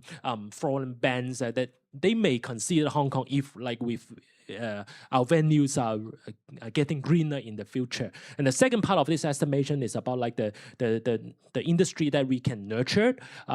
We understand that like there are a lot of like new demand. If we go like have greener like events, greener venues, we talk about like the green event, like consulting services, energy management services, carbon accounting and auditing. So these are all new like services that can bring in like economic value to Hong Kong. So you also ask about like what we can learn from like other like cities and other countries, like example. I think first of all is like we have some example of cities setting some top level guideline as to how we can do like mega event economy. So I think what we are proposing is we should have that kind of top-level government planning in the upcoming 2050 cap, because that would definitely help the government different bureaus to act together. Because when we are doing this report, we talk to different government bureaus. There are quite a few of them. So we are talking about EEB. At the same time, if we talk about funding, it's CSTB. If we talk about venues, it's CEDB and also TLB. And maybe about education is about the education bureau as well. So we need top level that kind of planning to push the government to go at the same direction. At the same time, as Kenny also mentioned, it's a good clear market signal to even to the private side that they are now knowing that the government is going to push for green mega events, and they are more willing to make that kind of green investment. So am I missing any parts of your question? Maybe I try to answer your last questions. You're talking about the whether the consumer will pay for the bill. So actually, as I mentioned, so we need the whole industry and also the government to work together. So of course, the government can try to provide some subsidies, but at the same time, from our research, for example, like the co-pay cases, actually you found that over 90% recycle rate. That means Hong Kong citizens do care about the environment, so it is a very important topic to them. And second, for the Hong Kong citizen or the customer, actually we want to provide more incentive for them to in these areas. So for example, if you take the public transportations, so actually we can give them some discount, for example, like buying different related product, or even if you join some green mega event, just like these cases, actually you will see there are some discounts also in the transportations. So actually, I think it is a good ecosystem to try to attract the Hong Kong citizens to enjoy the green mega event. Thank you. So I think the key is for all the attendees is we try to make all the measures convenience, provide them with incentives, and make sure they are educational. Thank you. 多謝傳媒朋友嘅問題。而家我哋如果有在場嘅觀眾亦都想舉手，亦都可以問問題。We are also welcoming questions from the floor. 好，暫時冇嘅話，時間關係，問題環節到此為止。大家可以稍後再同我哋嘅研究團隊交流。而家請研究團隊先回座。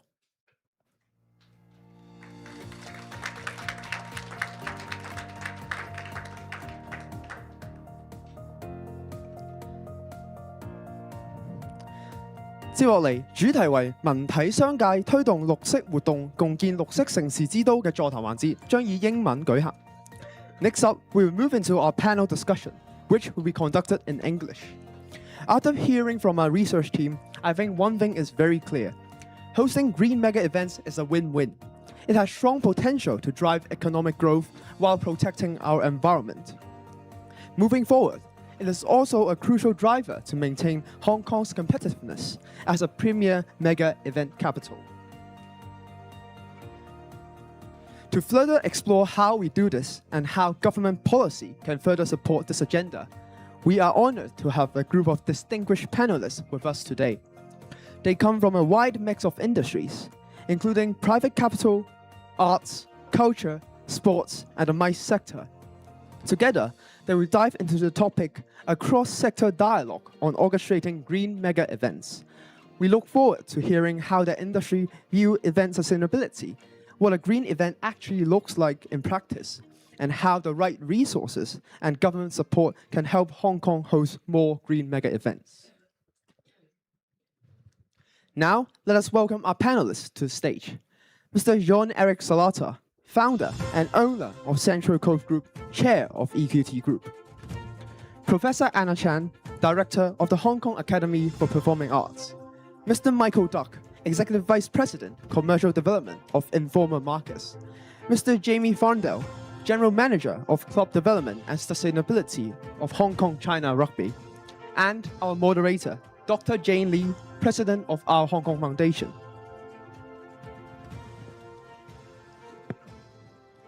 Dr. Lee, the floor is yours. Hi, good afternoon again, ladies and gentlemen.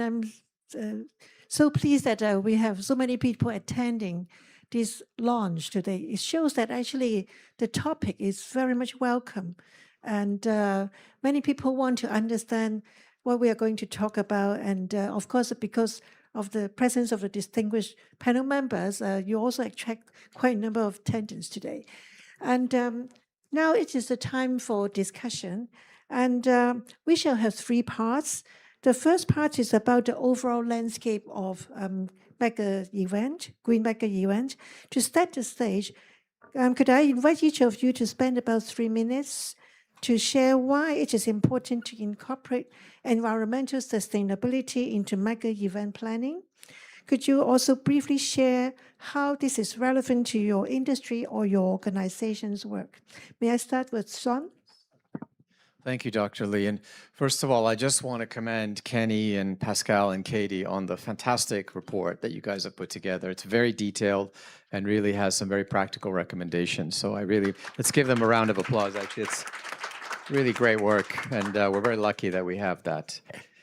I think when you think about the impact that this has on both, say, our business, from a business perspective, but also from a mega event perspective, I think number one, and this was mentioned a bit in the report as well, this type of thinking really determines what kind of talent you're able to attract in both your company and also in Hong Kong's economy. As an international city, as an international financial center, we cannot be seen to be behind, so far behind what's happening elsewhere in the world when it comes to sustainability and environmental protection. I mean, none of us want to live in a city that doesn't have clean air, that doesn't have clean water, that doesn't have clean food, that where we're not recycling, where we're just wasting.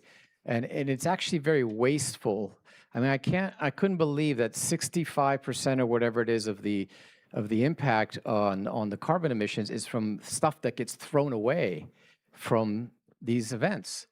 And there's if SpaceX can figure out how to recycle a rocket ship and bring it back to Earth and use it again, surely we can figure out how to reuse booths at an event in the Kai Tak or Hong Kong Convention Center and reuse it again. And these sorts of things are actually not that complicated, and the impact is so significant. I mean, giving people incentives, financial incentives to do so is a great idea. And then, if you look at what China's doing, I mean, it says in the report, Shenzhen, is it Shenzhen and is it Zhejiang, Zhuhai, huh? Zhejiang, Shenzhen, and of course Singapore and the UK. They already have these, these guidelines, and they're implemented. So why would we want to fall behind? The government, I think, needs to take notice. I mean, we do not. As an if we want to be the leading financial and international center for Asia, which we want to aspire to be, we cannot be seen to be not falling behind in this regard.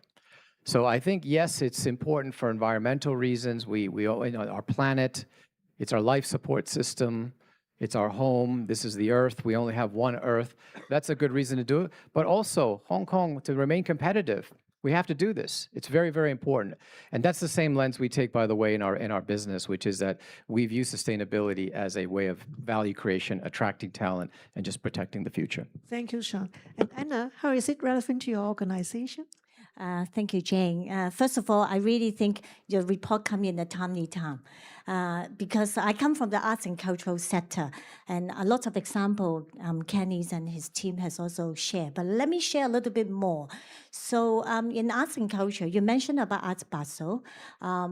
So the Venice Biennale, the Sydney Arts Festival, the Edinburgh Festival Fringe, they all implement sustainability and measurable report in their implementation and creations. So in my sector, we have been talking about how Hong Kong should actually gather together to run a green productions and green theaters. And majority of the theaters are actually run by the government.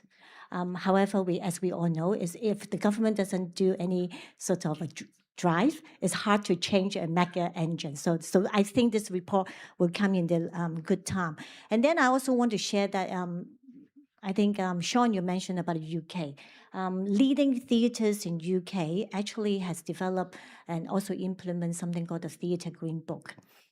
So the Theatre Green Book is a sort of a 3 sectors of measurement. You look at productions, you look at operations, you also look at theatre management. So what APA has been trying to do is in the past year, we actually start translating the Theatre Green Book and adapt it into the Hong Kong versions. So, and then we also try to implement into our curriculum. So when I said the report coming in the timely time is because we are doing that with a little bit more push from the policy aspect and also more people understand the importance of sustainability in the arts and cultural sector by investing into the productions. I think it will make Hong Kong much better. Now, another thing I possibly want to share a little bit is about the mindset changing. It's difficult if we look at sustainability as a aftermath measurement, because sustainability in the arts and production aspect, it actually needs to come from the beginning in the process of creation, which means when we make a product, when we design a costume, when we make a theater props, the ideas of sustainability is already implemented. So it becomes a creative engines rather than a measurement tools. So that when a designer starts to make a set and props, they will already think about the afterlife after the shows. So rather than going into the dump and then trash it, maybe the set and props actually can have a second life and the third life and the fourth life before it gets into trash. Yeah, so it's about the whole mindset shift changing on creativity.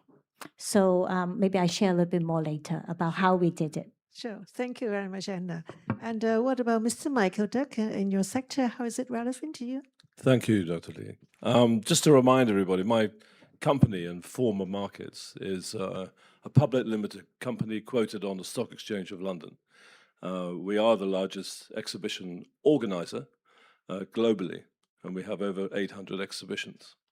There's a lot that goes behind that in terms of why, where, and what is actually sustainable. And we can go into that later. But I think actually in Hong Kong, we do bang ourselves on the head a little bit too much, because we've come a long way over the past 30 years that I've been involved in this industry here in Hong Kong, and let alone in the region. So I have the ability to see what happens in other countries and what's used, from Japan to India to Dubai to New York, etc. I saw you had Javits on there. I ran shows in the Javits Center for 10 years in the fashion industries, and they had leaks in the roof, and it was really not a very sustainable place. But today it is. They had to spend a lot of money to make that work. Coming back to the company employs people, and some of those people are in the sustainability sector. So we do have embedded in each of our country offices people who look after this solely. So after each show that we put on, we have a sustainability report that's made. We have been involved in things globally, for instance, with the net zero initiative. A lot of our exhibitors, 85% of them are what's called small and medium enterprises. And a lot of the small and medium enterprises don't use larger stands, they use smaller stands. And these are called shell-schemed stands. And a shell-schemed stand is very sustainable, because it means that you put it up, and then you take it down, and you store it. Then you take it out of storage, and then you put it up and take it down. And it's fully sustainable. There are some elements of it which obviously are not, in terms of posters and things like this. But in the main, there's been a lot of movement. You've also got to look at what people want for their stands, and then design. And design can be a very detailed exhibit. I opened 2 shows this morning. One called LEAP, L-E-A-P, which is the first joint venture with Saudi Arabia in Hong Kong, and Paul Chan opened it this morning, and another show which is involved for data machinery, again to try to reduce the amount of paper that we use. So in our shows, we don't have paper anymore. I remember 30 years ago, we would have 20 tons or 30 tons of paper that's there, so we don't use that anymore. People don't leave their laptops around, so we don't worry about that. Young people coming into our company ask us, what initiatives do we have for sustainability? So it's an important part of bringing people on into our company that they know what we're doing. And also, they're usually very outspoken, and they come with new ideas. So these sort of areas which are important to us. I'm also the just past president of the Global Association of the Exhibition Industry. And we work very closely with many other parts of the MICE industry. Just to remind people that MICE means meetings, incentives, conferences, and exhibitions. And my company is only on the exhibitions part. The conferences and the other part are by other companies and other people involved in these sectors. So we were talking about earlier, how do we bring people in? We can't just bring people into a show in Hong Kong. You've got to look at people who are experienced in these sectors, professional conference organizers, PCOs, people who look after the industry for the pop industry. So for the various people involved in that, it's quite detailed, and you can't just put it on and take it back again. You've got to be involved in it for a very long time. In Singapore, they do have quite a few people who are involved in those sectors, more than exhibitions. And conversely, here in Hong Kong, we have more people involved in exhibitions. We believe that brings more to Hong Kong and profitability. I hope that answers a little bit. Thank you very much. And finally, Jamie, from the sports sector, how is that relevant to you? Well, thank you first. Thank you so much for having me, and well done to the team. Very comprehensive piece of work. Yeah, why is this important to sport? Sport's got a very bi-directional relationship with nature. It has a negative impact, with fan travel, especially for mega events. There's a lot of carbon produced, but it's also utterly dependent on nature, and especially outdoor sports. It brings, there's a huge physical risk if you don't get this right, to athletes, to competitors, which is very obvious at the top level of the game. So if you take the Rugby Sevens, for example, the players that are coming here are here because they are at the very top end of their game. They push their bodies to and beyond the absolute limit. And if you add in a warmer world in which they're competing, it becomes, very dangerous in terms of heat illness, in terms of death. I mean, just recently there were some cases here of a young 400-meter runner a couple of weekends ago that was competing and suffered from heat illnesses and sadly passed away. So the threat of a warmer world on sport, particularly outdoor sport, is absolutely massive.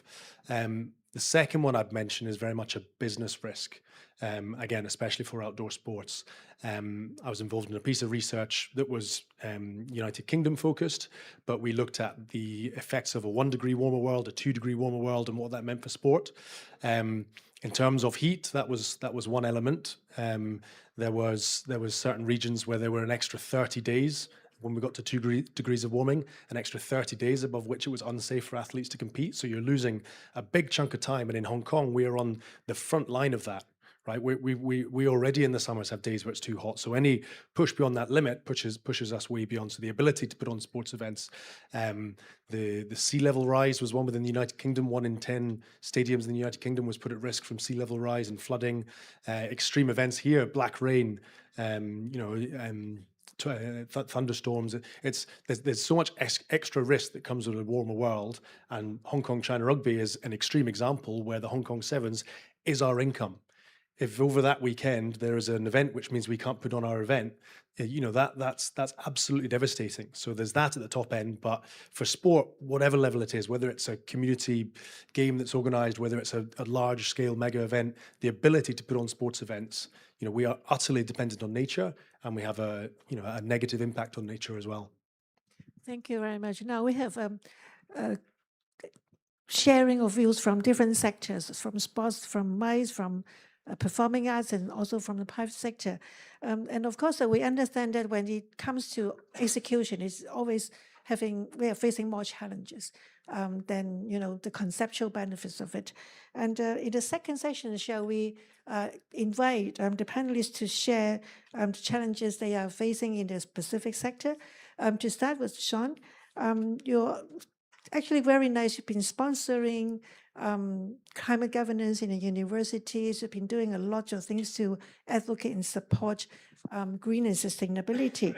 And as you said, we see that Coldplay and even Hong Kong Art Basel, they have actually a lot of, in conjunction with rugby in the same week, they've actually been having very successful events despite the rising costs relating to investment in sustainability. So what do you think would be the driving factors that would encourage the private sector to invest in and also engage in sustainability and green kind of initiatives?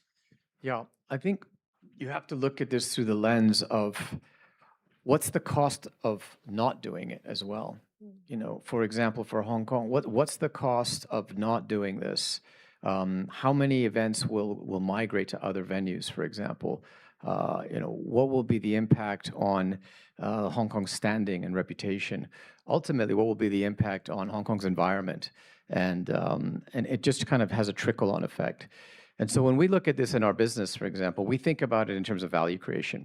We think about, number one, in terms of talent. This was just mentioned, I think, again here on the panel, that young people who want to come and work at EQT, one of the reasons they come and work at EQT, actually, we've done surveys on this, and about 40 or 50 or 60% of the people that come and work for us come and work because of the values and the culture of the firm, not because of just the economic benefits. The economic benefits need to be competitive, but all things being equal, they're going to choose a firm that aligns with their value system. And more young people today, and this is very true for the new generation, are thinking about the planet and the future of the planet and whether it's livable. And so if you're in a company that's destroying or undermining the livable planet, then they don't want to work in a company that's doing that. So I think talent is number one, very important. Number two, I think there are, companies from an investment lens, or even from, say, the lens of Hong Kong sort of venues and production of events, the value of those events can actually go up. Perceived value and actual value can go up. You can attract more people to come. You can, I'm not sure you can charge more for it, but I think what will happen over time is that the cost of these things will come down. And this is where the role of government comes into play.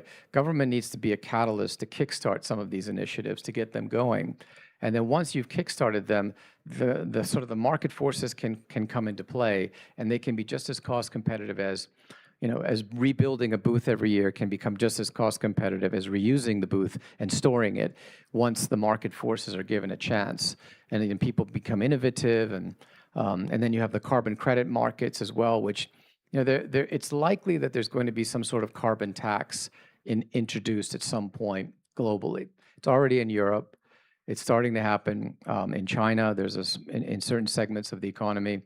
I wouldn't be surprised if Hong Kong adopts some sort of carbon tax or pricing at some point. So, and the government has already laid out the initiative of becoming carbon neutral.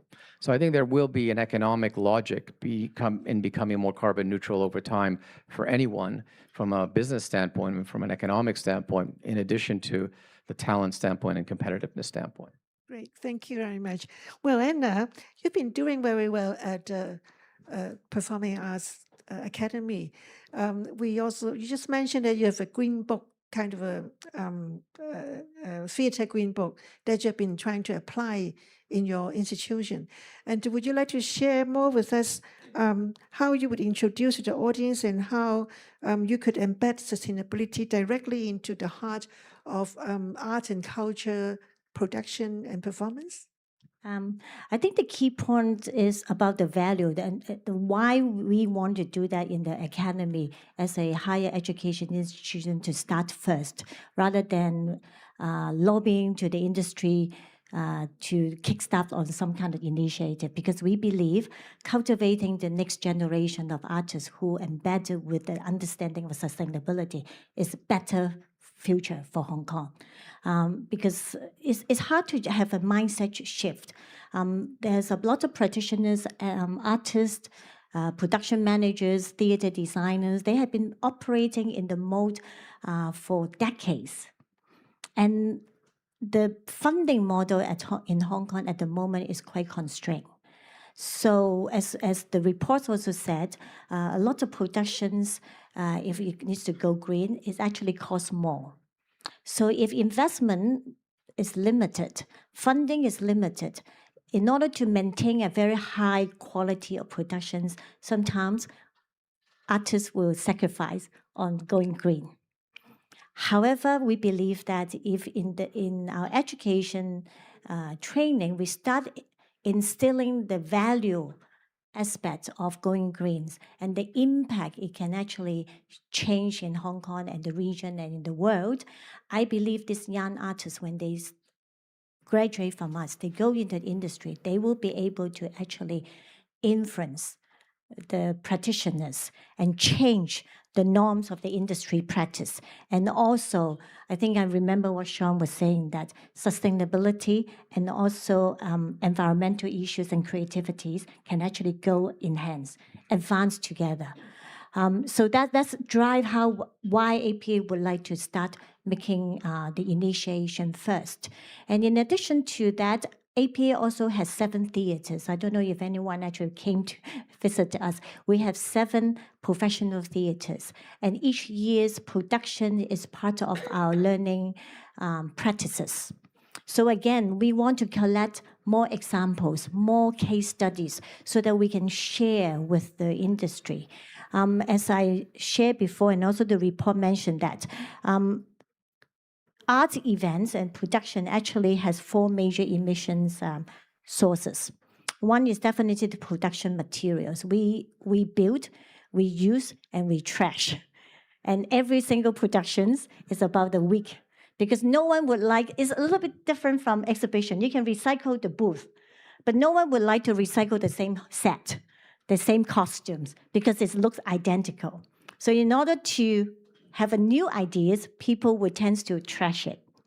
And also because of piece of land is limited in Hong Kong. It's unlike in Europe and UK, you can actually find a storage, and then we can have a centralized storage. Everyone can actually share the products and then maybe recycle and then reuse it.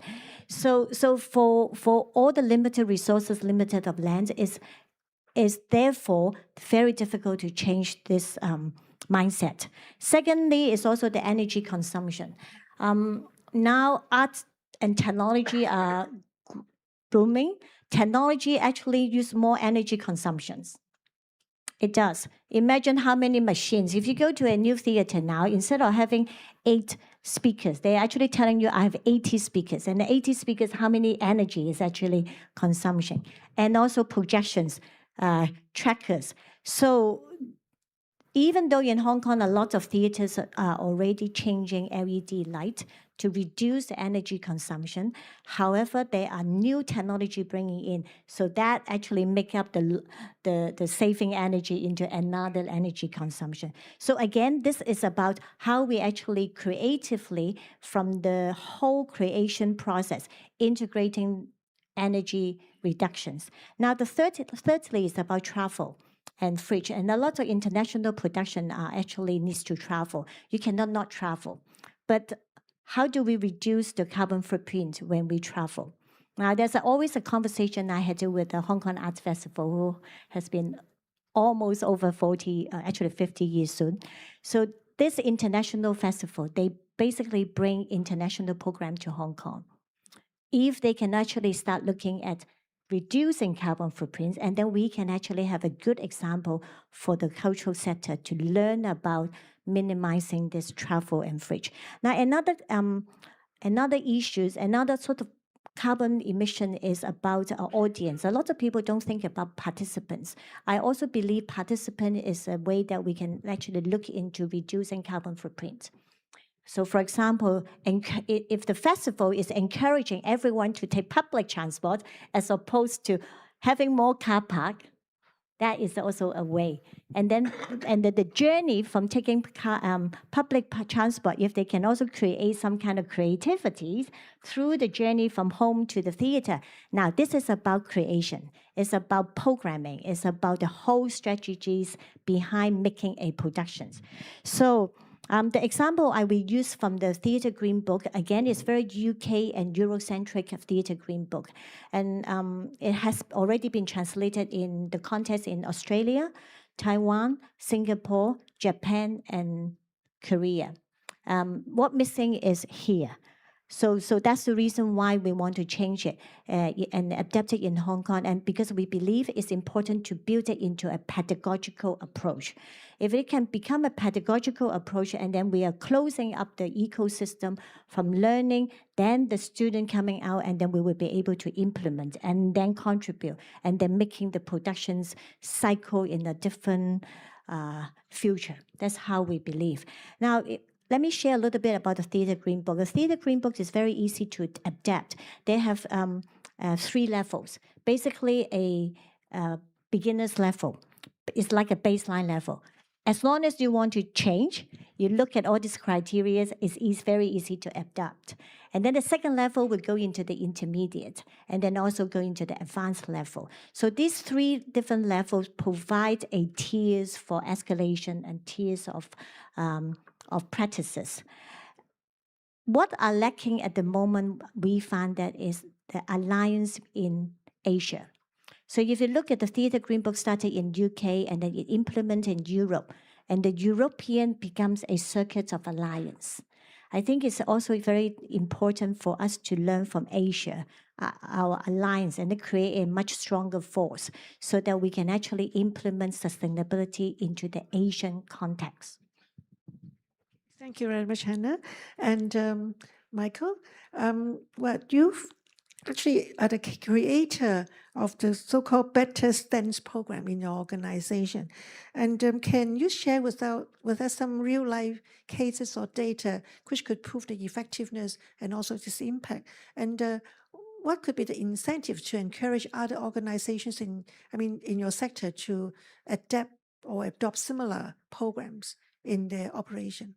So this is the organizers bringing together the community of the stand contractors and designers together to find out what are the best materials to use. What are the materials which are going to be most conducive to having a low carbon emission, and also as to what can be reused once again. So we've started this process, and it's caught on around the world, and many countries are now taking this on. So it's not just something which is for one place and one area. Everybody's doing it, and everybody's looking at it, and are starting to put together figures and things. I don't have data now here, but they are growing, and that we will be able to have this data quite soon. But it's very encouraging. And it comes from also, sometimes you have to use imagination when it comes to how to reduce the carbon content. What is the best way to look at an exhibition hall that has carpets and stands on it? Don't have carpets. You save immediately from the cost of the carpets, and also you save any carpets going into waste land because there isn't any. So this is something which we started here in Hong Kong about sort of 25 years ago. Not all associations and customers accepted it, particularly those in the fashion sectors. They said we want to have soft carpets for our shoes as we walk along. But those people in the food sector, no problem. They can bear it. The largest amount of savings, though, is very interesting, is by limiting the heights of the stands. Now, many places, particularly if you were in China 20, 30 years ago, everyone was building 8, 9, 10, even 12-meter stands with lots of different various types of wood or materials. Everyone wanted to be bigger than the next person, their competitor, etc. So for some of our shows, we limited the height to 3.5 meters. And I remember people saying, oh, there'll be a war going on with customers, that they're not going to accept this. The first show we had was one you may have heard of called Cosmoprof Asia, which is in the beauty sector here. And I had one company that complained. So people would come into the exhibition halls, and usually people are between 1.50 meter and 1.90 meter. So when they come into the hall, already 3.50 meters is higher than they are. So anything higher is just a waste. So we've got rid of all of that. And what does that mean? It means that when you build up, it takes a shorter amount of time. And which means that you don't have to hire the venue for a longer period of time. So that reduces the money that you're giving to the venue. And likewise, on the what's called the tear down, at the end of the show, is that you save on the time there. So there's big savings on imaginative ways of looking at things in these ways. Thank you very much, Michael. And Jamie, you come from the rugby programs. You pioneered some voluntary admissions tracking and reporting at the Hong Kong Sevens. And are there challenges and barriers that came your way? And given that our report on green event plan as part of the application process for government funding procedure application, how do you think other organizers could also build awareness and better equip themselves with necessary skills? Yeah, I think the challenge, and there were a good few slides dedicated to the ecosystem of Hong Kong, and I think that's a good way to describe it, because unlike, say, in Europe, where you've got venue operators, Scottish Rugby would own Murrayfield and rugby matches and be able to control a lot. For us, when we're putting on the Hong Kong Sevens, we're working with KaiTak, we're working with the government, so there's a lot of people involved. So I think the voluntary reporting really helped in that it creates some accountability for everyone. If I was just emailing KaiTak, the venue operator, and saying, we want to do better on the recycling rates, for example, if it's all behind closed doors, it's going to be very difficult to create change. But as soon as I say, right, we're going to be putting the recycling rates into our annual report, suddenly change starts happening. So that's worked really well, and I think is why this whole initiative is going to massively help, and the green event planning and being very transparent and having a plan and having it step by step. That's going to be how you create change in this space. So it's worked really well. And then I might just pick, because you mentioned challenges and Anna mentioned fan travel, which maybe it's in future iterations of this could have an involvement, but certainly for us, the big challenge of a mega event is fan travel. 93% of our emissions at the Hong Kong Sevens, 36,500 tons of carbon generated by people coming to Hong Kong. The last mile is very, very good. It's world class. We've 60-70% come by MTR. And the emissions comparatively to other countries are, absolutely way out of the league. So we've a natural advantage, which was referenced. But I mean, of course, our big challenge is that there are negative emissions of people arriving. And we've had a great initiative. We work with Cathay, and we've put in super impact passes where we use sustainable aviation fuel offsets in return for getting money can't buy experiences at the event, like getting out onto the pitch. If you've purchased a SAF ticket, then you get out on. So there are ways. it's a very challenging area to work in, because to run these events, we want people coming and we want amazing international audiences, and that's the whole point of a mega event. So there are solutions, but it's an interesting challenge that maybe could have had a bit more time spent on. Right, Michael, has some supplemental points? Yes, I'd just like to add that the exhibition industry have done quite a lot of investigation into this issue about the amount of carbon when they go to a trade show. And in particular, places like Hong Kong, Singapore, Dubai, centers of excellence of exhibition industry, is where people come into, buyers come to meet the exhibitors, and they may well meet 10 or 20 existing customers or new customers. And the savings of them seeing them in one place is huge compared to that of them having to go to 10 or 20 different cities or countries to go and visit these people. So the carbon footprint is much, much lowered by having efficient exhibition industry areas. Right. Now, obviously, we're lucky here. We've got some good trains, but they're not trains as they are, say, in Europe. So where people go to Messe Frankfurt or Düsseldorf or Paris, very easy on the train. But it's still a good place where you can meet the most amount of people in the shortest amount of time. So that reduces that carbon footprint. I see. Thank you. All right. Having considered the challenges, let's come back to the policy and strategic aspects. First of all, let's come back to Sean.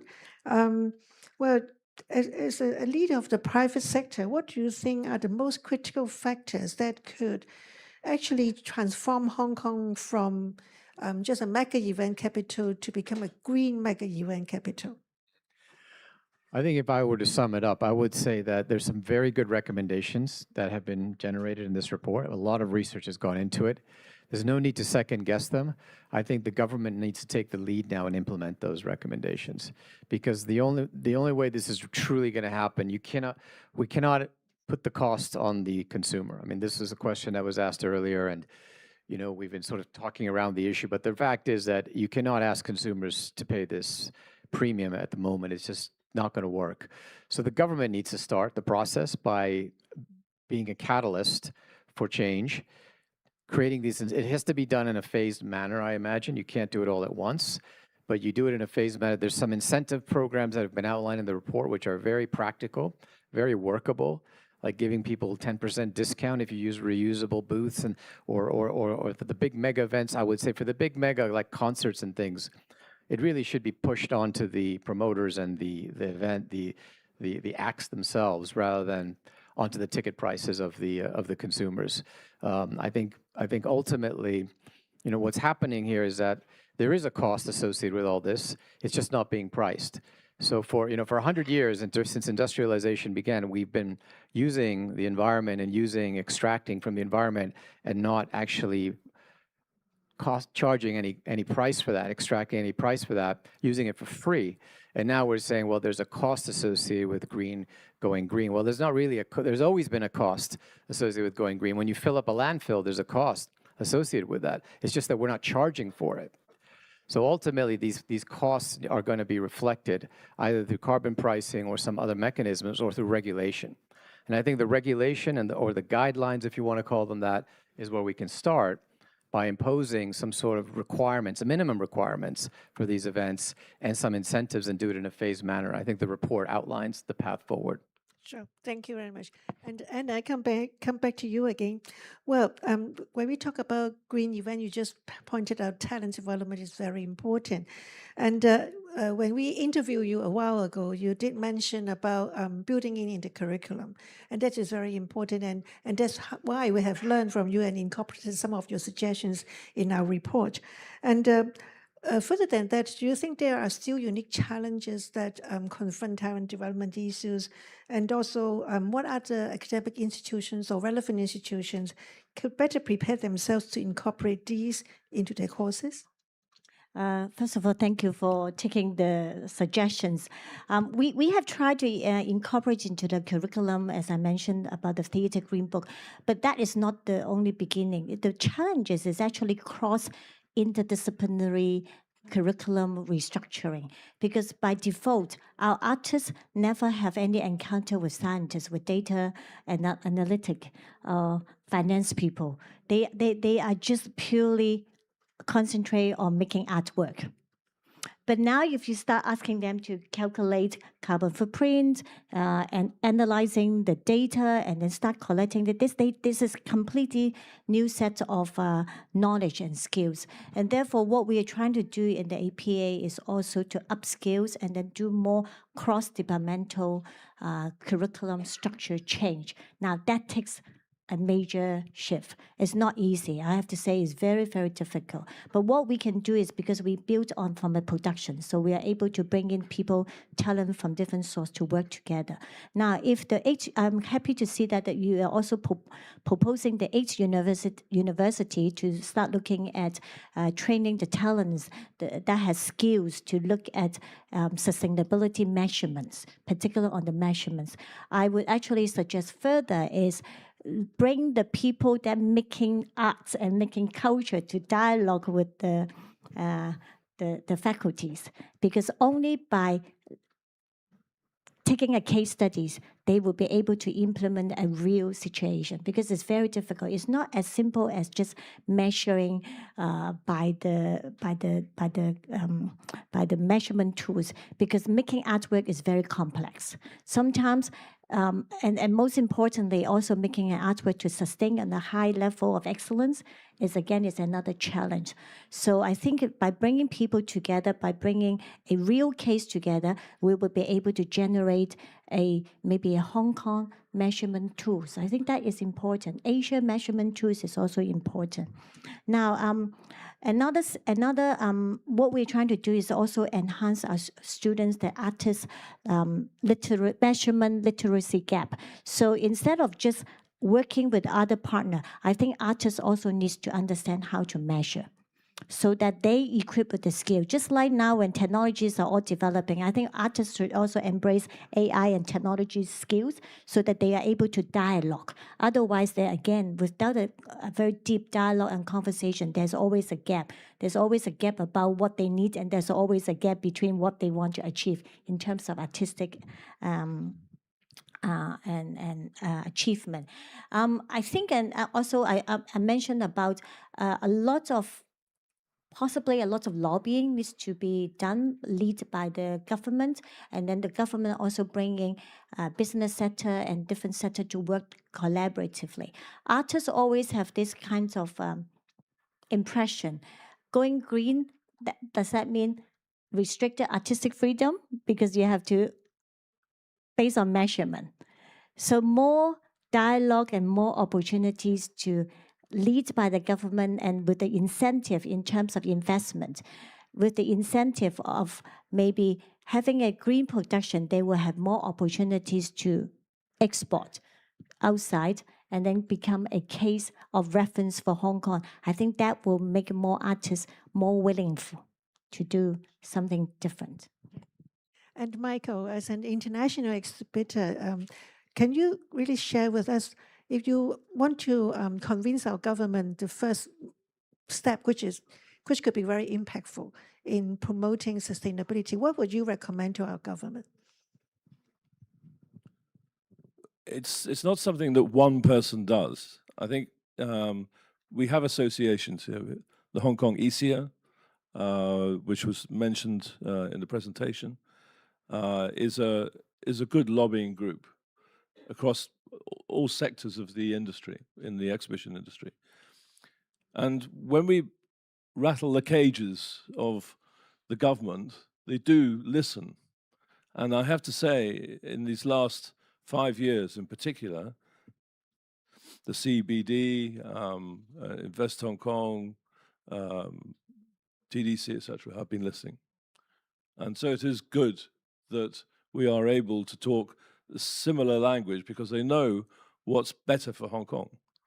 You know, we had slipped down the rankings a few years ago, we are very definitely coming back up the rankings at the moment. So we're seeing people look at Hong Kong in a slightly different way. Now, what can we do to improve? I think that has to come through education. And we've got to look at how we educate at our schools about sustainability. You know, we used to smoke in aeroplanes or in cinemas or on the MTR. Can you believe it? Today you think it's crazy. No one will believe that anymore, but it's normal not to. So I think we have to educate it. And many children, as they grow up, they say, "Dad, why have you got that packet of cigarettes? Don't chuck the thing out the window of the car." It becomes the children who are the teachers. I think there's an element where we've got to look at, I'd use that as an example, but how we ring those bells in the schools so that they can advance going on.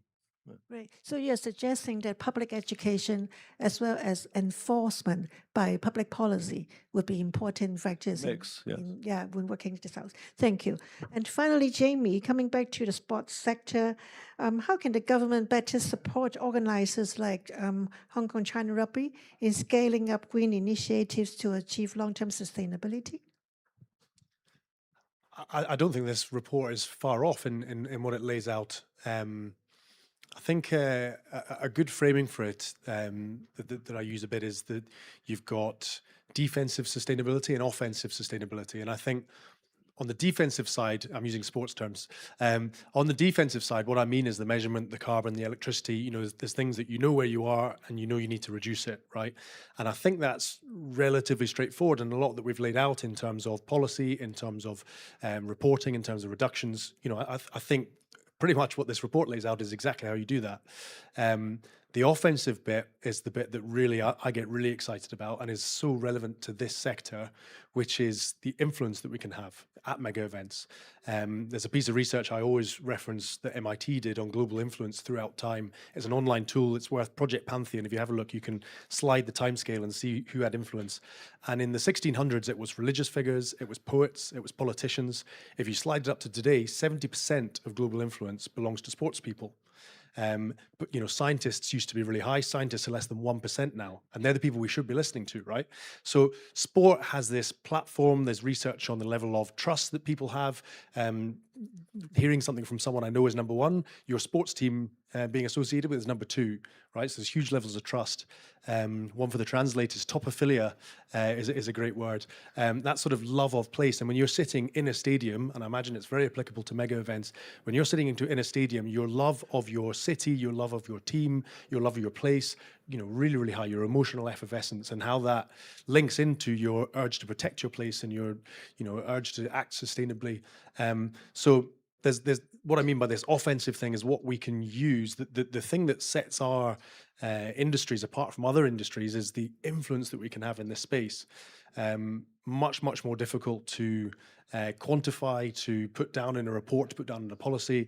But, you know, that's the absolute, you know, that's what we really can do. So my point is that on the defensive sustainability side, this is it. We need to lay out policies. We need to lay out reduction targets. It's all quite sort of straightforward. But I do see the absolute opportunity in that offensive space. Thank you very much. Now, I think we have actually got a few rounds with our speakers, and I wonder whether there are some questions from the floor, from the audience.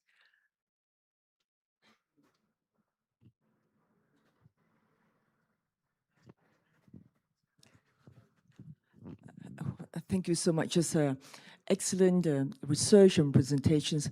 I really enjoyed having the defense and offense. My friends would definitely love it. I enjoy those. For the arts field, you have started a green book translated. Do we have interdisciplinary education in Hong Kong? For example, a lawyer can also study music at the same time. Doctors can also study arts at the same time. And also, then we can also have studying green at the same time. So do we have that, or can we also have a final requirements for all the graduates of artists? They have to learn green. Just like some university, you have to pass certain criteria to get a degree. What do you think of that? Thank you, Margaret. I suppose Anna will answer the question. It's eventually all our artists will have to embed the green literacy into their training. Definitely, that's the way. And our vision is hopefully sustainability becomes their DNA, not anymore about just measurement. And that's I think that is the key mission for at least for APA. And we're definitely hoping to work with other universities to create these opportunities, because there are only things that we can do, and there's also only things that other universities can do. And we love to work with the environmental departments or other departments from other universities so that we can actually learn more. But on the other hand, I think the more lobbying we can do, the more conferences we can bring people to talk together, and the more collaborative projects and then case studies that we can present. People learn from cases, people learn from mistake, and also people learn from competition. If there is a good competition and there's people doing better, I think that will also encourage the cultural change, and it's a mindset shift as well.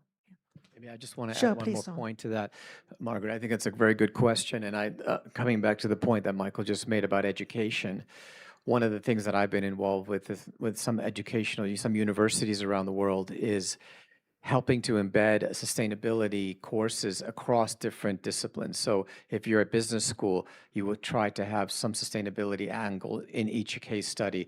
Or if you're in the engineering school, you're learning about renewable energy. Or, if you're in public policy school, there's a lot of overlap there. So I think this next generation, there's a lot of interest amongst people. Even here at HKUST or Hong Kong University, we're seeing more and more of this kind of coursework being embedded into the curriculum. And eventually that will mean we'll have a society that's much more aware, and I think we'll be able to move these initiatives forward. I think Jamie also wants to answer this question. Just almost exactly that point. So in a previous life, I was a professional rugby player studying business alongside, and I didn't know what I wanted to do after rugby. I was thinking about being an accountant, believe it or not, at one point. And then in the business degree, there was an enforced topic that we had to take, which was business sustainability strategies. And I loved it, and I read everything I could around it. And that was the point that turned things and led to a master's and led to sort of working in the space. So absolutely, it resonated so much when I saw the suggestion that it got in to have to put it into university. That is how, absolutely how this works. Thank you very much.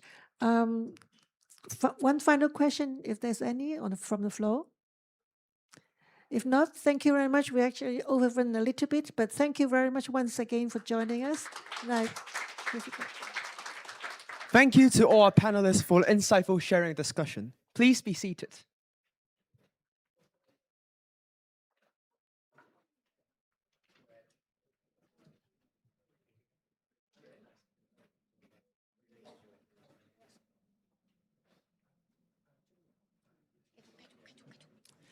在今天活动圆满结束之前，有请诺亚控股 CEO 殷哲先生上台为今日活动做结语。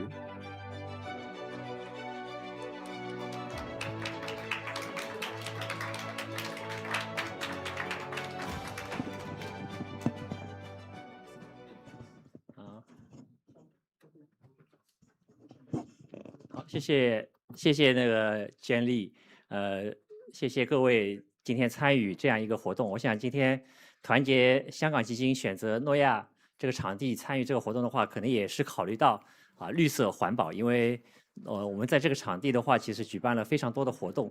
那么大家可以看到，今天可能除了这个背景板以外，其他的都是可以循环利用的啊。那对于诺亚来说的话，其实也是一个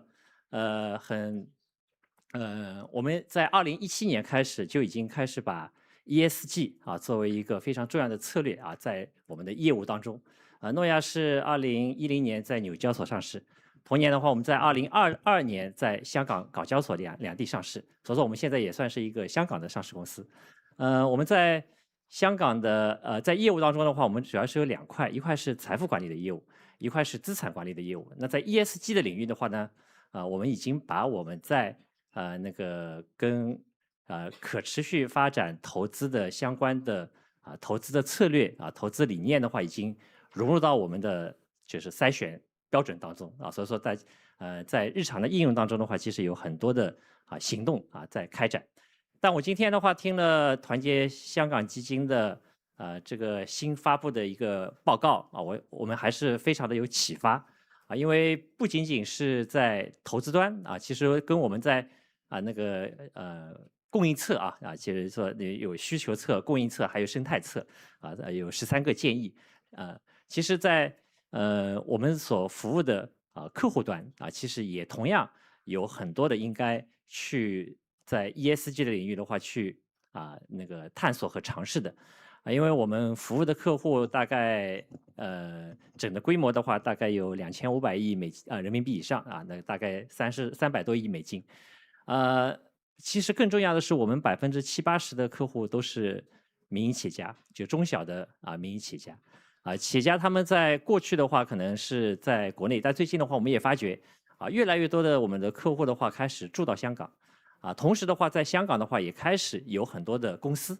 来运营实体的运营所以在这个过程当中的话，我觉得团结香港基金的今天这份发布的报告有非常多的意义，因为在 ESG 领域很重要一点就是首先第一个叫唤起意识唤起这个 ESG 绿色环保的这种那个意识而这个过程当中的话，其实它只有唤起的意识才能够在未来的行动当中的话可以付诸于行动如果假设没有这个意识的话，可能那个每天想到的就是说那个我节约了多少成本我获得多少收入，但实际上对这个社会的贡献其实更重要的是在于如何能够在可持续的发展当中的话能够找到一个碳平衡那个碳中和和那个碳减排。我觉得这一点的话也是可能是全球每一个社会公民、社会企业都应该尽到的一个责任。